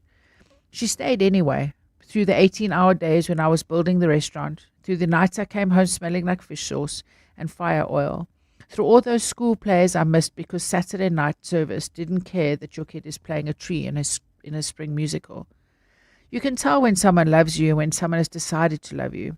It's in the pause, before they say it back. The way they turn their cheek slightly when you go for the lips. How they can plan a week of meals but forget the anniversary until the calendar reminds them. My daughter asked me once why her mother and I never held hands. I told her some people show love differently, which was true, and also the careful way you talk around a bruise that never quite heals. The thing about knowing you're not truly loved is that it makes you work harder, not smarter, just harder. Those early hours in Tampa, I pulled doubles at the seafood place, thinking if I could just provide more, be more successful, maybe I'll become worth loving. Classic immigrant logic mixed with classic human stupidity. I nearly broke everything trying to earn what was never for sale. But here's what she did do. She made sure our son had clean uniforms for school, even when the washer broke and we couldn't afford repairs for 3 weeks. She taught our daughter to speak Vietnamese when I was too tired to remember my own language. She kept the household running while I was keeping the restaurant alive. She never forgot a birthday, not mine, not the kids, not her sister's back in Vietnam. She remembered which teacher preferred email over phone calls, which neighbor was allergic to peanuts, and which customer at the restaurant had lost their spouse. She built a life that looked exactly like love from the outside, and maybe from the inside too if you didn't look too close. We got good at it, the performance. Sunday dinners with my brothers, family where we sat at proper distances, close enough to look married, far enough to avoid accidents of intimacy. Church functions where she'd rest her hand on my shoulder for exactly as long as a photo takes. The kids never knew, or maybe they did and chose not to know, the way kids do when the alternative to not knowing is too complicated to hold. I wrote about how marriage is maintained by showing up, shutting up, and doing the dishes without being asked. That's still true. But there's another truth underneath it. Sometimes showing up is all you get. Sometimes the dishes are done perfectly by someone who wishes they were in another kitchen entirely. Why did she stay? I've had 20 years to think about it. The practical answer is economics. When we landed in Tampa, she spoke 12 words of English and had skills that didn't translate. What was she going to do? Leave with a toddler and start over again? Starting over once nearly killed us both. But it wasn't just money. It was the promise we made to each other before we knew what promises cost.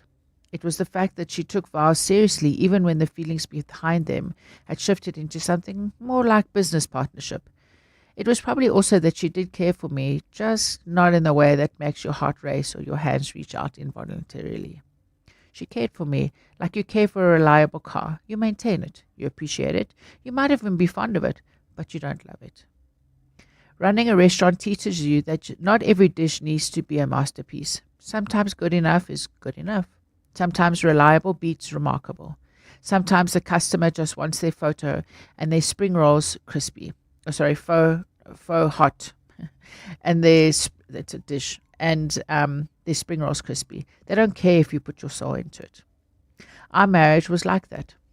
Functional. Reliable. It fed our children and kept them warm. It got us from Vietnam to Tampa to retirement. It did exactly what we promised each other it would do. minus the one thing I thought it was the whole point. But maybe I had the whole point wrong. I'm 66 now. She left 2 years ago, not for another man, but for a condo near her sister in California. We divided everything fairly. She took the photos. I kept the restaurant equipment I couldn't bear to sell. We text about the kids. She sends me recipes when she tries something new. Last month, she reminded me about my nephew's graduation, still taking care of details that aren't her responsibility anymore. I could be bitter, spend my morning cycling the Pinellas Trail and cataloguing all the ways I was cheated. But when I really look at it, what was I cheated of? I got a partner who showed up every single day for 40 years, who raised good kids, who built a stable life in an unstable situation. She gave me everything she promised. It's not her fault I wanted something that wasn't on offer. So in conclusion, this is my letter to her, though she'll never read it. Thank you for staying when staying was hard. This is where I'm going to cry. Thank you for staying when staying was hard. Thank you for not pretending to feel what you didn't feel. Thank you for the 1,000 small kindnesses that weren't quite love, but were maybe something just as valuable. Thank you for teaching me that sometimes good enough is actually good, that reliability has its own grace, that two people can build something worthwhile even when the foundation isn't what they thought it was. I loved you completely. You loved me sufficiently, and maybe that's its own kind of perfect imbalance, like a recipe where the fish sauce is stronger than the lime, but somehow the soup still works. We promised each other a life, and we delivered. That's more than most people get. Even it's less than what I wanted. It's more than enough to be grateful for. Wow, what a letter. Was it an open letter or he wrote, wow. Yeah, heartfelt. How does it then, is this the woman then who was quite quitting in this context? Yeah, I think this is a good description of what quietly quitting looks like. It's almost like it's duty. It comes from a place of duty as opposed to a place of love. But maybe it also, if we look at the Bible talks about, I think, 5 different types of love, and you get eros, which is more the romantic, passionate love, and then you get familial love, which is, where you love somebody. But I think what he wanted was somebody that was in love with him. To stay 40 years, she must have loved him on some level. And there wasn't abuse or anything. It doesn't sound like it was an abusive relationship. Yeah. That letter is so deep. Please share it with us. Some listeners are, Timu says, hi Clement, that letter is so deep. I'm lost for words. Please can you ask Lee Joy to tweet the letter or something, please? Wow. So please, if you can share it with us, Lee, and we'll put it up on our socials. But it's really quite powerful. But I'm interested, and I'm going to divert a little bit here. We'll come back to quiet quitting. But why do we have this obsession as human beings with wanting to find people who love us the same way we love them? Because I think that's what we do always. And I've never yet met people who can prove that he loves me at the very same level that I love him or her. It's always going to be, you can tell that this person probably loves that person more, this person loves this person more. But for some reason, there's an obsession with it has to be at an equal level. If it's 80 from you, it must be 80 from me. It can't be 79 or 40. And as that letter says, sometimes the fish sauce is stronger, right? But the other element or ingredient is much lower, but for some reason it produces a final product that is incredible. I think, I was speaking to a client about it yesterday, and I asked him, is it possible, this exact question, that he felt like he loves her more than she loves him? And I said, is it possible that you're scared to get egg on your face? And he looked at me and he smiled, and he's like, yeah. I said, is it possible that you may feel humiliated that she loves you less than you love her? And it's like from a transactional place. Yeah, it doesn't feel like you're getting out what you're putting in. And he said, yes, absolutely. And I wonder, and what came to me, Clement, was I think that love is a calling. We get called to love somebody. Yes. And when we are looking to the other for affirmation of that calling, we miss the point. That's it. And when we connect to higher power God that has called us to love that person, and we are in communion with that higher power or God, we're able to show up like we're meant to show up in that relationship. That's it. And that has no bearing on how the next person. And look, this is, of course, we're not trying to say here that when you are in an abusive relationship or someone is treating you in such a toxic way, just because you are called to love them, you must just stick around. But there are many instances where your partner shows up in their own way, you show up in your own way, but for some reason you want them to love you the same way and you want the love to be at the same level. I think it's such a deep conversation that we need to have even with ourselves as individuals. But back to quiet quitting, is this something that a lot of people do in relationships? And what normally is the cause of that? I think, I've really sat and meditated about this and prayed about it, is that there's like ebbs and flows within a relationship, right? Let's use when people have babies for the first time or even the second or third time. Yeah. I think to some degree, the men that I've spoken to have had to kind of quietly quit on their wives in the sense of expecting their wives to be wives when they're so deeply entrenched and overwhelmed by the process of being a mother, right? Especially with breastfeeding and late nights and that kind of thing. So I think quietly quitting often starts there for the masculine, for men. And I think women, to be honest, I speak for myself as well. I had postnatal depression, but I'm sure women that haven't had postnatal depression will say the same thing, is they've had to quietly quit on themselves in those early years of child rearing because it was so overwhelming, man. Clement, like just having to put your whole being aside to raise this child. And obviously, the talks you and I've had, the talks that you guys hold on other segments of other shows around families and self-care and, having those robust, important conversations. But I think quietly quitting first starts with the individual. You quietly quit on an idea that you had around relationships. And maybe to some degree that's healthy because maybe we have like a romanticized idea of how things should be. And actually the reality of things, if we look at it and become grateful for what that is a beautiful thing. Yeah. So quietly quitting on the fairy tale isn't necessarily a bad thing. It actually frees us up to be able to be grateful for what we are experiencing. But I think we're talking here more about a sinister thing of quietly quitting on our dreams and our hopes for a relationship that isn't quite the way that we hoped it would be. Yeah. And that quietly quitting means giving up that hope and settling, I guess, for what is. But Clement, I don't know if any of us can really say, I went into a relationship with this idea of how it should look, and what actually transpired through that relationship. I'm surprised that there were times that I managed to actually stay in that relationship for the difficult times. Oh, wow. That relationship at times was actually more beautiful than I ever anticipated it to be. Maybe quietly quitting could be a positive thing in that we're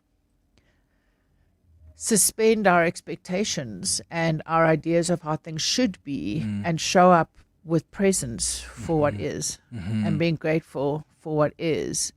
And then, but this letter is heartbreaking.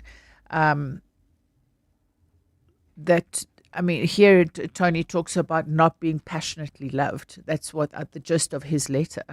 I think he was loved, but I don't think he was passionately loved. Well, then that's, of course, how he determines what passionately loving is. Maybe to that woman who's been with him for 40 years, passionately loving was showing up, teaching the kids Vietnamese, reminding him of the important birthdays, making sure that the household is intact. And maybe to her, that was passionately loving. But to him, maybe passionately loving was waking up every morning and saying, I love you every 1 hour. Or making sure I'm taking care of the family. But for some reason, we're obsessed with wanting equality at that level. And I wonder if it's even possible to attain that. We're going to take a quick ad break, not eyewitness news just yet, but a quick ad break. When we come back, I'd like us to broaden this conversation and bring in our listeners. Have you been in that situation where you quite quit your relationship, your marriage, and for whatever reason, maybe your partner has been doing the same thing that's been irritating you and it's never changed, and you've just decided, I'm not going to raise it anymore. I'm just going to be here, take care of the kids and follow through my responsibilities. Or maybe for you, quite quitting took a different form and was influenced by something different. Share your stories with us on 011-883-0702, or maybe you've got a question for Lee Joy. Send a WhatsApp as well on 072-702-1702. It's 26 after 11.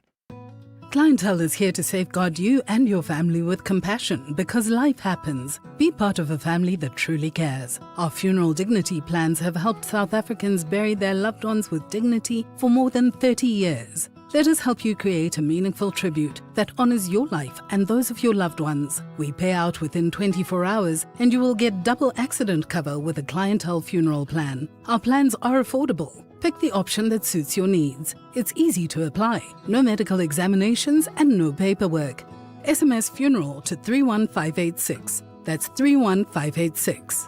Clientele Life is an authorized FSP and licensed life insurer. T's and C's online. Standard rates apply.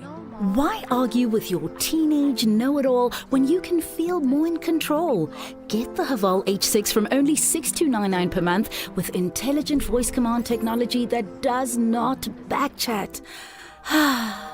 Perfect. Visit gwm.co.za for T's and C's and to book a test drive. GWM, go with more. Brought to you by GWM Finance, a division of Westbank, an authorized financial services and registered credit provider.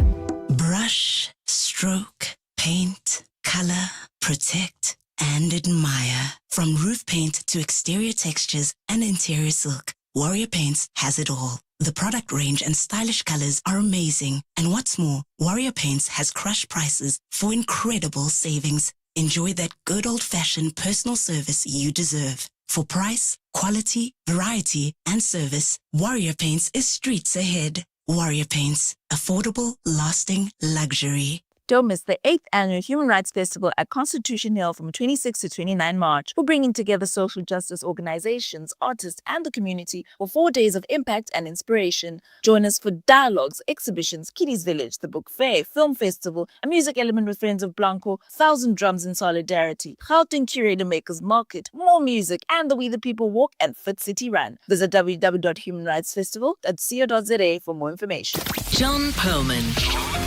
Weekday afternoons, 3 to 6. My name is Komoto Modise. I'm in for John Perlman. Sergeant Faningosi's been on the witness stand. His testimony sounds explosive to me from the details that I've heard. Is it fair to describe it as such? And just how valuable is Sergeant Nkosi's testimony? I think so far he's literally been one of the most pernicious witnesses that have appeared at the Madla Commission. You'd imagine this wouldn't be someone who would be a protagonist in sort of this crime underworld that we have in the country and also in the law enforcement sector.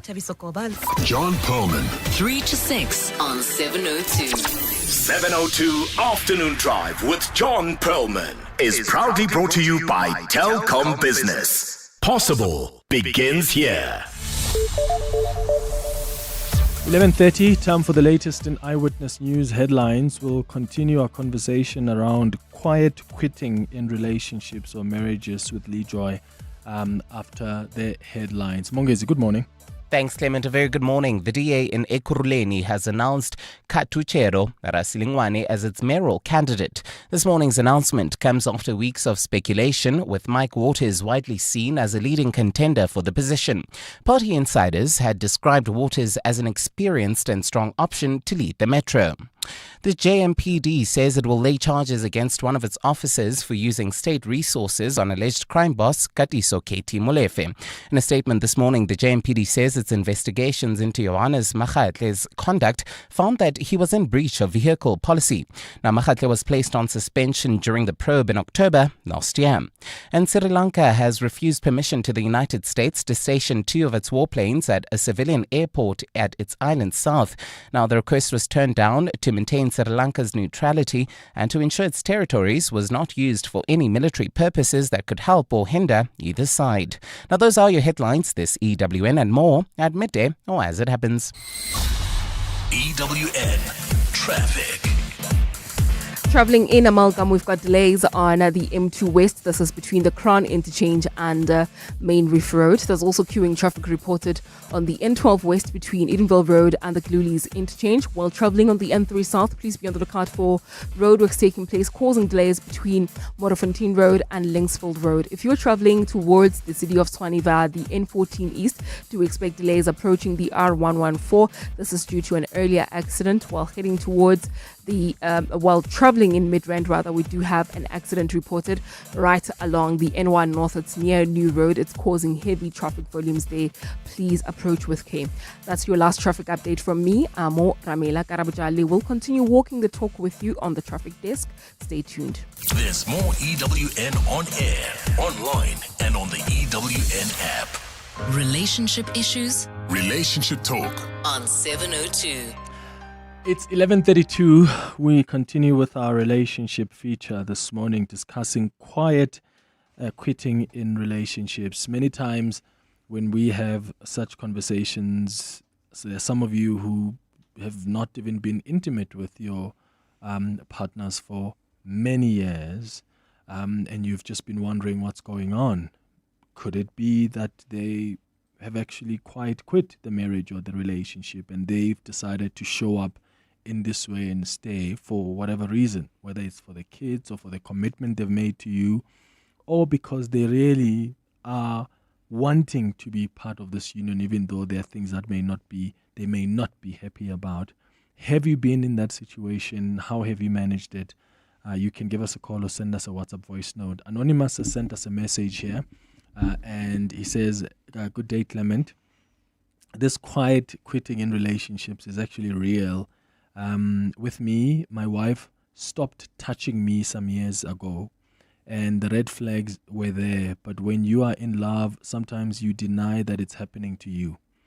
It was excuse after excuse. No sex because I'm sick. No sex because it's that time of the year or the month. When I touch her, she will tell me that I'm putting pressure on her. Now I'm experiencing menopause, so I'm doing you a favor when we indulge. Guess what happens? It has been happening for so long. I grew a thick skin. I am just quiet now. One time she told me that she was there for the kids. She agreed we call the uncle because I was ready to release her. When they came, she changed the story and said she was joking. She wanted attention from me, but she's never said sorry for that. I love her, but I'm not sure why I'm still stuck with her." That's a message from Anonymous. And I don't know who's quite quitting between them, because the wife has stopped touching him, doesn't want to be intimate with him, and comes with excuses after excuses, but in turn, he's decided to just be quiet about it. He doesn't make any attempts anymore, and he's just quiet. And he's like, I love her, but I'm just stuck with her, and I'll just keep it moving. Yeah, very painful, I think, for both parties. And there's often, women. There are reasons why women step away sexually within a relationship that I deal with on a daily basis, with the couples that I work with. And in some circumstances, we have been able to reinitiate intimacy, and in some situations not. But it is a very big telling sign within a relationship if the sexual intimacy falls aside. But it's often the emotional intimacy that falls to the wayside first before sexual intimacy falls to the side. So I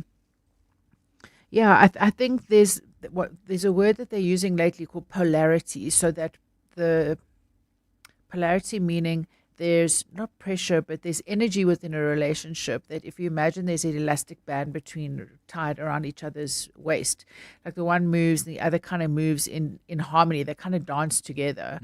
And when that polarity falls apart, that energy or that dance kind of falls apart as well. And it's not to say that it'll stay that way. It's just when we become aware of that energy that's collapsed between the couple.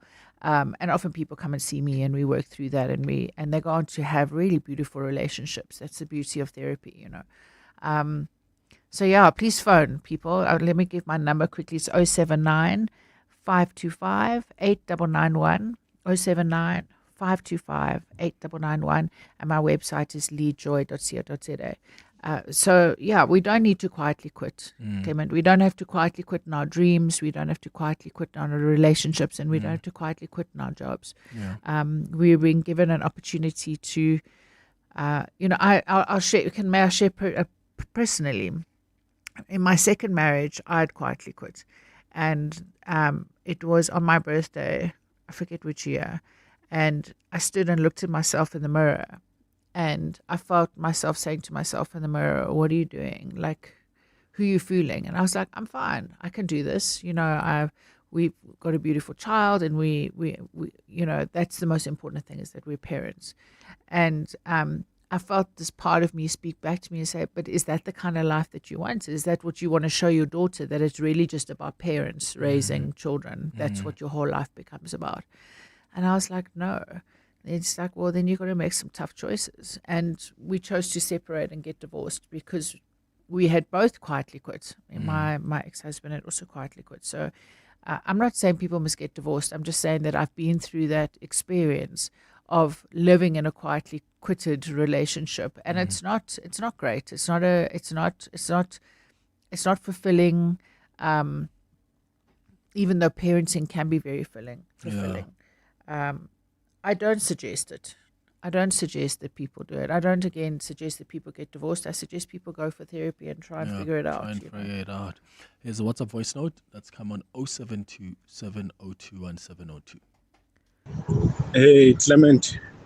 Yeah, this letter, it reminds me of my own life. The mother of my children, every time my life was on a down, and she would leave me, and I think this is about 3 times, and then when she left, and I would run after her, and then when she left me the 3rd time, and taking my children with her, I decided, this is it. Obviously here I'm loving somebody who doesn't love me. Yeah, she always complained about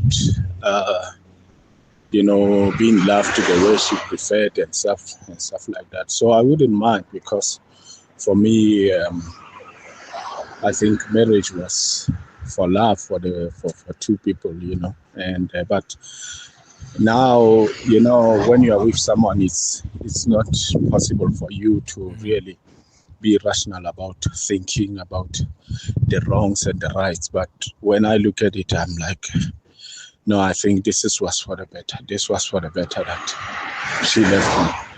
Thank you. Yeah, I mean, how can you claim you truly love someone if every time they are in their downside and they experienced something, or they lose a job, or they are not okay, and then you leave 3 times? How do you then come back and claim, I was really in love with you, and yet I always ran away when you were not okay? More of your WhatsApps and calls after the break. It's 20 minutes before 12. Bongani Bingwa, 702 Breakfast. Weekday mornings, 6 to 9. Minister, in 2 weeks' time, we'll be well into the Easter weekend, and many of us are dreading the statistics that will come from our roads in terms of accidents and fatalities. What's the plan? Bongani, we are launching our plan for March and April today, in fact. And obviously, key focus areas are going to have to be roadworthiness of vehicles, speed, drunken driving, and of course we're going to have a major focus on pedestrians because they still account for more than 50% of road deaths. Minister of Transport Barbara Creasy, appreciate your time. Bongani Bingwa, 6 to 9. On 702. On the 23rd of March, join Freedom Park and the National Heritage Council as they commemorate the Battle of Quito-Quanavale, a defining moment in Southern Africa's journey to freedom. Be part of a powerful day of reflection on resistance and liberation heritage, featuring a public lecture, wreath-laying ceremony, and messages of solidarity from African and international partners. Let's honor the courage, unity, and sacrifice that shaped our democracy. Freedom Park in Pretoria, 23rd of March 2026. Be there and be part of the legacy. Gamers, this one's for you. Unlock lightning-fast home connectivity and get your Vodacom 5G home router with 400 gigs and 20 megabits per second download speed for just $749 per month over 36 months. Plug and play instantly. Plus, get a Nintendo Switch 2 worth $12,449. Game online, stream, connect, all in one deal. Exclusive to Vodacom World. Limited stock. Visit us today. T's and C's apply. Further together, Vodacom. Let's hear from Al, owner of Johnson's Cable, why it pays to switch to Outsurance Business Insurance. I thought it was going to be difficult to switch to Outsurance Business Insurance. Switching was so quick and easy. I'm happy with the premium that I'm paying now. For electrical, tradesman services, and all other businesses, get a quote today and see why it pays to switch to Outsurance Business Insurance. Visit outsurance.co.za or call 08600 60,000 today. Licensed insurer and FSP. TCs and information online. Aziz Shege, be in the game. Show your love for D-Ski with Hollywood Bets. We're taking the soccer season to new heights. You could win a share of 4 million rand in cash and prizes, including an all-new Toyota Hilux double cab or Toyota Starlet Cross. All you have to do is bet 10 rand or more on any soccer fixture online or at your nearest branch. Bet now and strike for glory.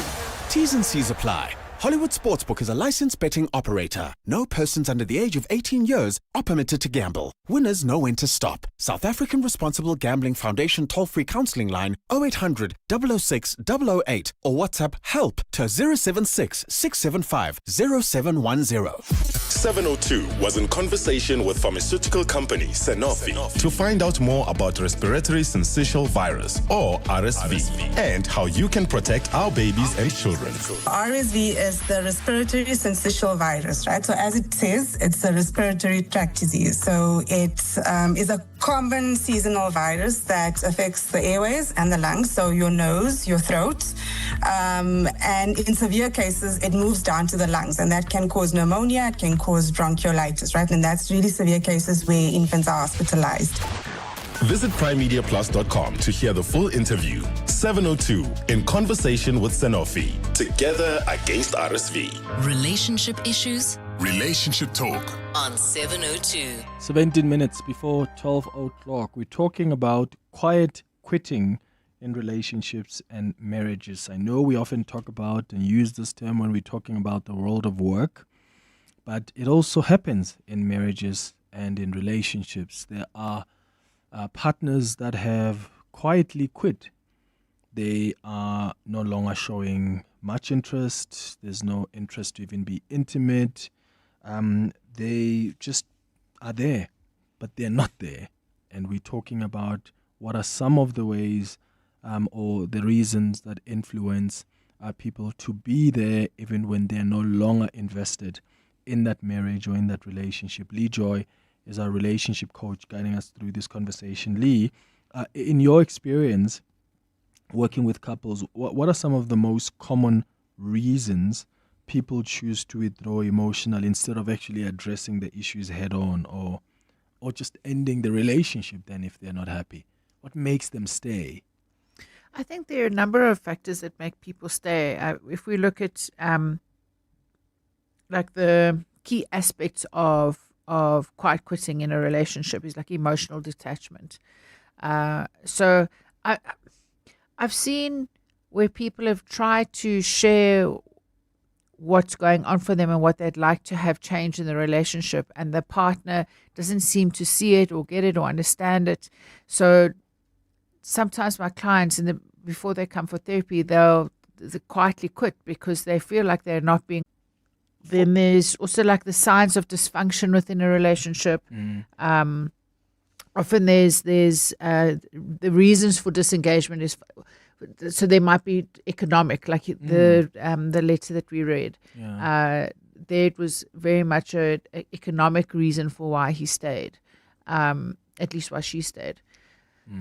So some people would stay because, I mean, what am I going to do after this? You are responsible for my upkeep, my well-being with the kids. If I live here, that means I have to start from scratch, and they make those considerations and just decide to stay, but you are still miserable and you're unhappy. For the partner who's on the receiving end, I mean, this can be incredibly confusing and painful. How do you then advise they deal with it? So for a listener, maybe someone listening to us now and says, I've actually picked up that my partner, my spouse, has been not interested, has been giving the bare minimum in this marriage or relationship. They're not invested in any way. You can tell they're not here, but they're here. How do they deal with that? I think that it's important to get honest with oneself, and they're very welcome to come and see me, and we can just unpack where they're at and to see how realistic are their requirements within a relationship, to right size those expectations within the relationship and for their own lives. I think it can be such a sad and lonely place to find oneself in. And again, I don't think, like this chap wrote here about how his wife like quietly quit, him. But I think in some degrees he quietly quit her too, by choosing to be in the restaurant industry because that took him so far away from their relationship for so many years. There's so many reasons why he chose that. He's Vietnamese, he's in America, he's trying to find his feet. It's a thing that he's really good at. But those choices come with consequences. So I think it's less about who's quietly quitting who and more so about what kind of relationship do we want to build. Yeah. Okay, it's 12 minutes now before 12 o'clock. When we come back, I've got a number of messages that have come through from our listeners. We'll start with them. Aubrey Masango. Weekday evenings, 8 to midnight. Professor Jacob Mofokeng, criminologist from UNISA. Do you think that the Parliamentary Ad Hoc Committee has been successful in what it set out to do? What we can say is that we saw that there was a false transparency. It successfully brought explosive internal policy, dynamic into the public eye. The existence of powerful shadow figures like Steve Mutsumi, whom high-ranking officers were initially too afraid to name. And then it made us to be able to ask, important questions. Who opened the door for Steve Mutsumi? Aubrey Masango. 8 to midnight on 702. 702. Smart Steve from Momentum. Hello. Smart Steve, my daughter just turned 18, right? And now she's got a license and a boyfriend. You're worried about her safety. With Momentum Safety Alert, she can access help 24/7. Is that the emergency response version of Curry in a Hurry? For sure. She can get help at the touch of a button for free. Free? For all that and all? Visit momentum.co.za or call 0860 006 784. Momentum Insure, keeping you safe on your journey to success. Momentum Insure is an authorized non-life insurer. T's and C's apply.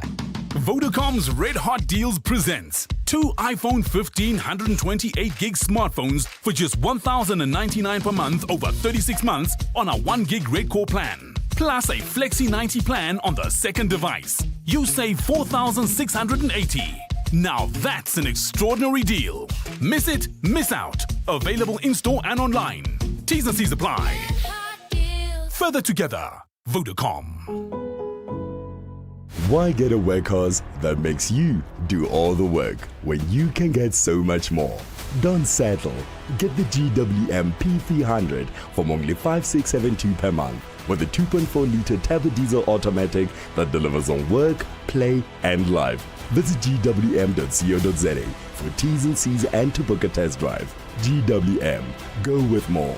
Brought to you by GWM Finance, a division of West Bank, an authorized financial services and credit provider. You hear that? That's the sound of business execution finally visible. No more chasing people and reports, no more disconnected systems, no more guessing if our business is performing or not. iStratGo connects strategy, people, performance, and day-to-day work into one clear software platform, so leaders can see what's working, what's not, and where to focus. Because when execution is visible, everything runs better. Book a demo on istratgo.com. istratgo.com. Relationship issues Relationship talk. on 702. 9 minutes before 12 o'clock. All right, so there's some messages that have come through here, Lee, that I want to just go through on the WhatsApp line. Let's start with this one. Good morning, Clement. That letter was gut-wrenching. The lesson for me is that we actually need to think more deeply when we get into relationships about what a good match is. We often marry and settle for the wrong reasons and stop thinking about who we are and what we really desire in our partners. I was married for 10 years. It wasn't a deep desire, but I was in my 30s, had a good man, I was good at home. We could build a very stable, respectable life together. We settled into stability. The sex was dull, routine. There were just obligations. Thankfully, we got divorced and we remained friends. It was after my divorce that I got involved with someone who matches my energy, my passion. We love each other hard. We cherish our time together. We love being happy and fulfilled. Now that there is no pressure and obligation, we can focus on what is really important to us in a suitable partner. And we fill all each other's spaces perfectly. We can have relationships with people who are right for us. We shouldn't settle for deprivation and deceit. That's a message from Louise in Senton. Another one says, Clement, please can you get Lee Joy to explain the difference between quiet quitting and silence divorce? That's a question from Max. Is that the same thing? Because you haven't really filed for divorce, but it really is. Or is that what then they call then separation? But then that's not silent because you've spoken about it, right? Because there are couples who decide we're separated, but we're not divorced yet. And maybe that's a time for them to figure out if what they want is divorce. Silent divorce, I think, is quite quitting. I agree with you. Mm-hmm. Another person says, hi, Clement. This topic is so profound. I will be married for 40 years at the end of the year. It seems as if I have written that letter. I have never cheated, will never cheat, has been accused of it before. I'm a Christian, and part of the reason for staying in my belief that I've entered into a covenant with God. I'm now suffering with erectile dysfunction. We've been for counseling, and my wife uses this as an excuse. She constantly says, I've gone for counseling. Been together 20, 30, 40 years, and how many of them have been quite quitting? Just quickly before we go to the next listener, with regards to erectile dysfunction, please go and have a look at hormones. Andropause is a real thing which affects men in their 50s. And so please go and have a look at your hormones for that. I'm not a medical doctor, but I am seeing men in their 50s that struggle with that. And then another message, Anonymous says, hi, Clement, I'm going through this and I was not aware it happens to other people. With me, my wife would talk bad, become like irritated, but when I'm away, she would be phoning or texting often. But when we're together, it starts again. I ended up withdrawing often. I think of divorce, but I think of my children and how they will not let me. Intimacy is gone, but deep down, I would like to love her. Whew.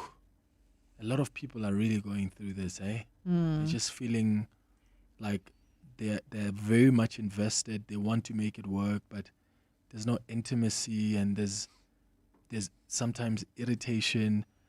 Why do we not talk about these issues, Lee Joy? Because sometimes, I mean, yes, there are instances. I mean, the man who called us and said, I now suffer from erectile dysfunction and we've been to counseling. Some people have gone to therapy, sure, but there are many people who are going through this. They can sense that they're no longer interested here, but they're scared to just sit and resolve or attempt to go see a therapist. So what I've seen the most in my practice, Clement, is that none of us have been taught how to communicate. And half of the journey of communication is listening. And we actually haven't been taught how to listen. And when we listen, often such triggering information that's being shared, it's really hard to listen to our partners when there's so many emotions that are beating around inside of us. So one of the things I teach my clients is how to listen first, how just to listen to each other, not try and change what the other one is saying, not just to listen, just to hear what the other person is saying. And it's had such a profound work on the relationships on the clients that are willing to do it, because not everybody's willing to do the work, right? But people that are really willing to hear the other person, instead of talking over them and trying to change what they say and trying to get their point across. And so I think the first step to to stop quietly quitting from happening is actually by hearing each other. Yeah, hearing each other. Lijoy, thank you so much once again for making time for us and for guiding us through such an important conversation.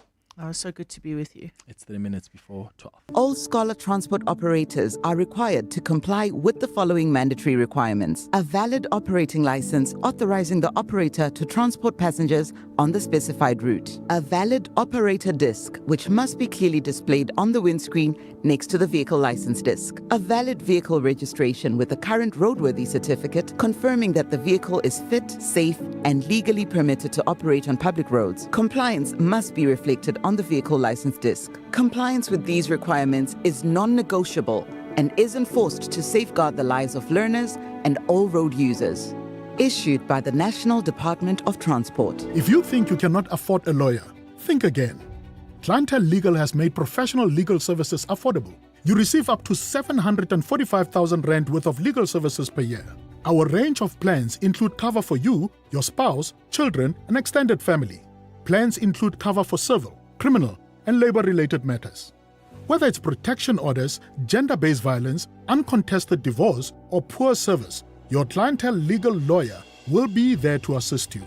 Our services are convenient. Simply pick up the phone and call your lawyer or send us an email and we'll get back to you. All plans include a bail benefit of up to 5,000 Rand and we'll go to the police station and pay it for you. Plus, Clientele Legal offers you 24-hour telephonic legal advice. SMS Legal to 48721. That's legal to 48721. Clientele General is an authorized FSP and licensed non-life insurer. T's and C's online. Standard rates apply. One river crossing, 6 drive modes. In your Ford Everest, it's not a challenge, it's a flex. That's peak living in the Ford Everest Platinum from 13,999 per month with 10% deposit required when financed through Ford Credit, a registered financial services and credit provider. Includes our Ford Family Promise with online service booking, so admin is sorted in just a click. 6% variable interest rate, 40% residual, 72 months to pay. Risk profile dependent. Visit your nearest Ford dealer today. T&Cs apply. Coming up on the Midday Report with Mandy Wiener. Mandy, good morning. Happy Friday. Happy Friday to you What's too. popping today? So the big conversation at the moment is around seaters because of what the president said yesterday. He wants an overhaul on the seaters. At the same time, there's a press conference taking place today. The administrator of the services seater is having a briefing on corruption and whistleblowers as well. Seaters are a bit of a mess, is how we can friendly describe them. Sergeant Funny Nkosi's been on the stand all week at the Mpumalanga Commission. Tough time. Honestly, he really irritates me.